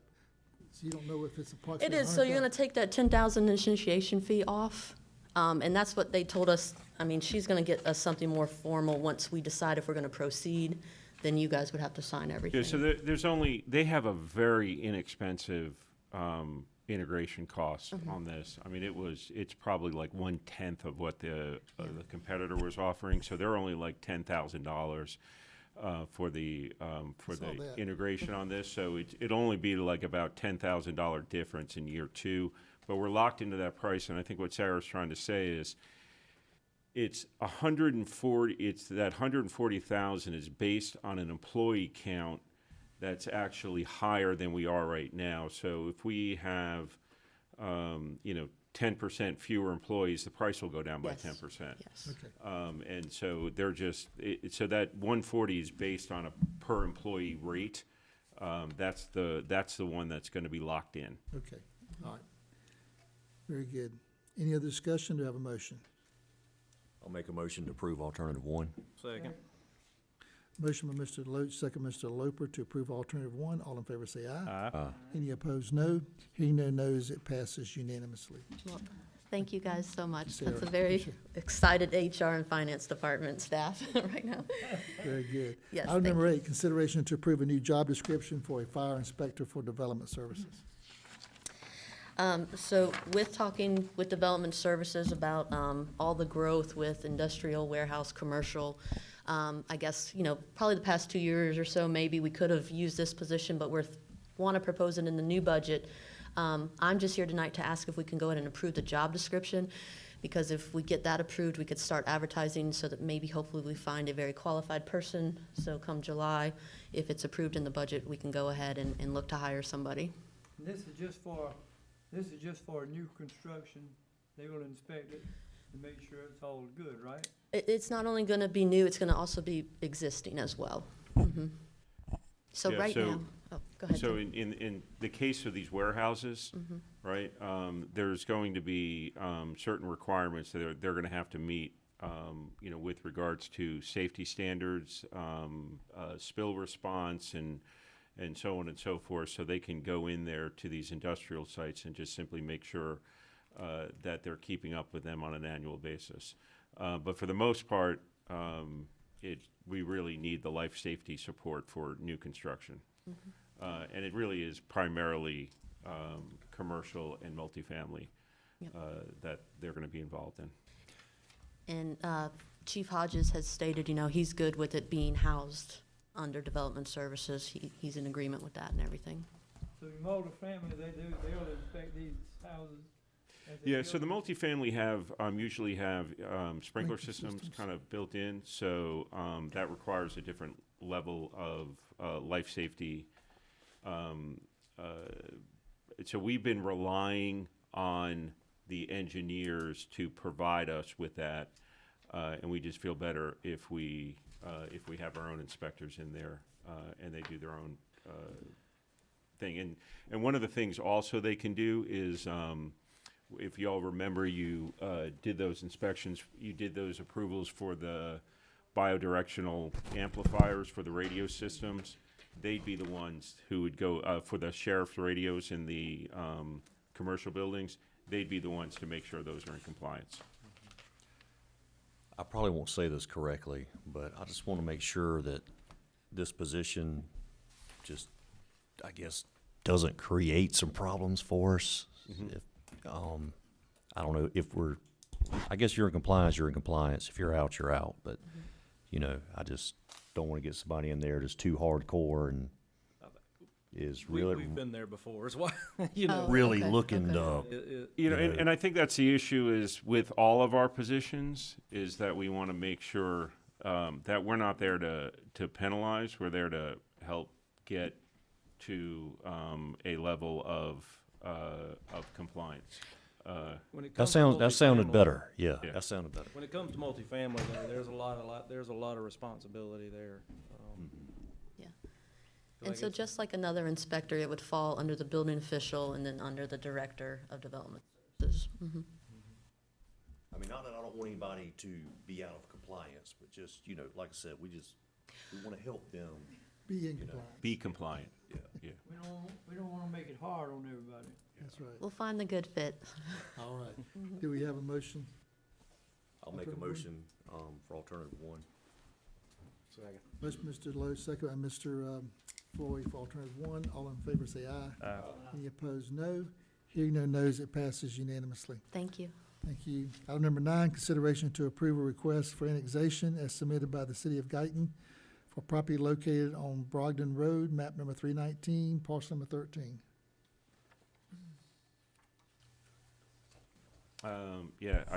Stephanie just stepped out. So this is contiguous to the incorporated area of City of Guyton, so we have no objection to it. Okay. Any questions, discussion? I'll make a motion to approve alternative one. Second.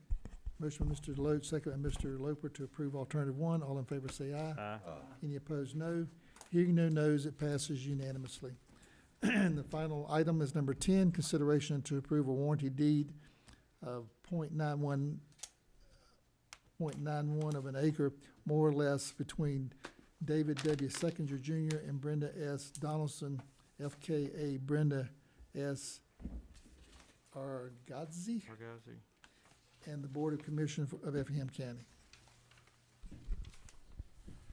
Yeah, Mr. Chairman, what this is a section of Lexington Avenue. These folks own property on both sides. They sold those parcels, had surveys done, and realized they had technically ownership of the road, and they agreed to donate that section to the county. We have that. I think most of that road is by prescription. I think we've had a couple of parcels over the years we've been able to get like this. So.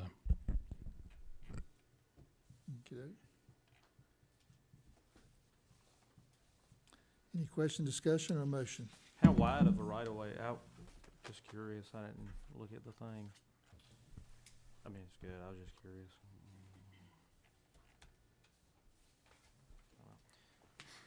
I make a motion to approve as presented. Second. Motion by Mr. Kiefer, second by Mr. Deloach to approve as presented. All in favor say aye. Aye. Any opposed, no. Hearing none, it passes unanimously. I understand we have the need for an executive session. Quick one. Quick one, okay. Then a motion to go into executive session? Make a motion to go into executive session to discuss personnel, property, and pending litigation. Second. Motion by Mr. Kiefer, second by Mr. Loper to go into executive session. All in favor say aye. Aye. Opposed, no. Hearing none, we are in executive session. Good night, y'all. Staff can be dismissed.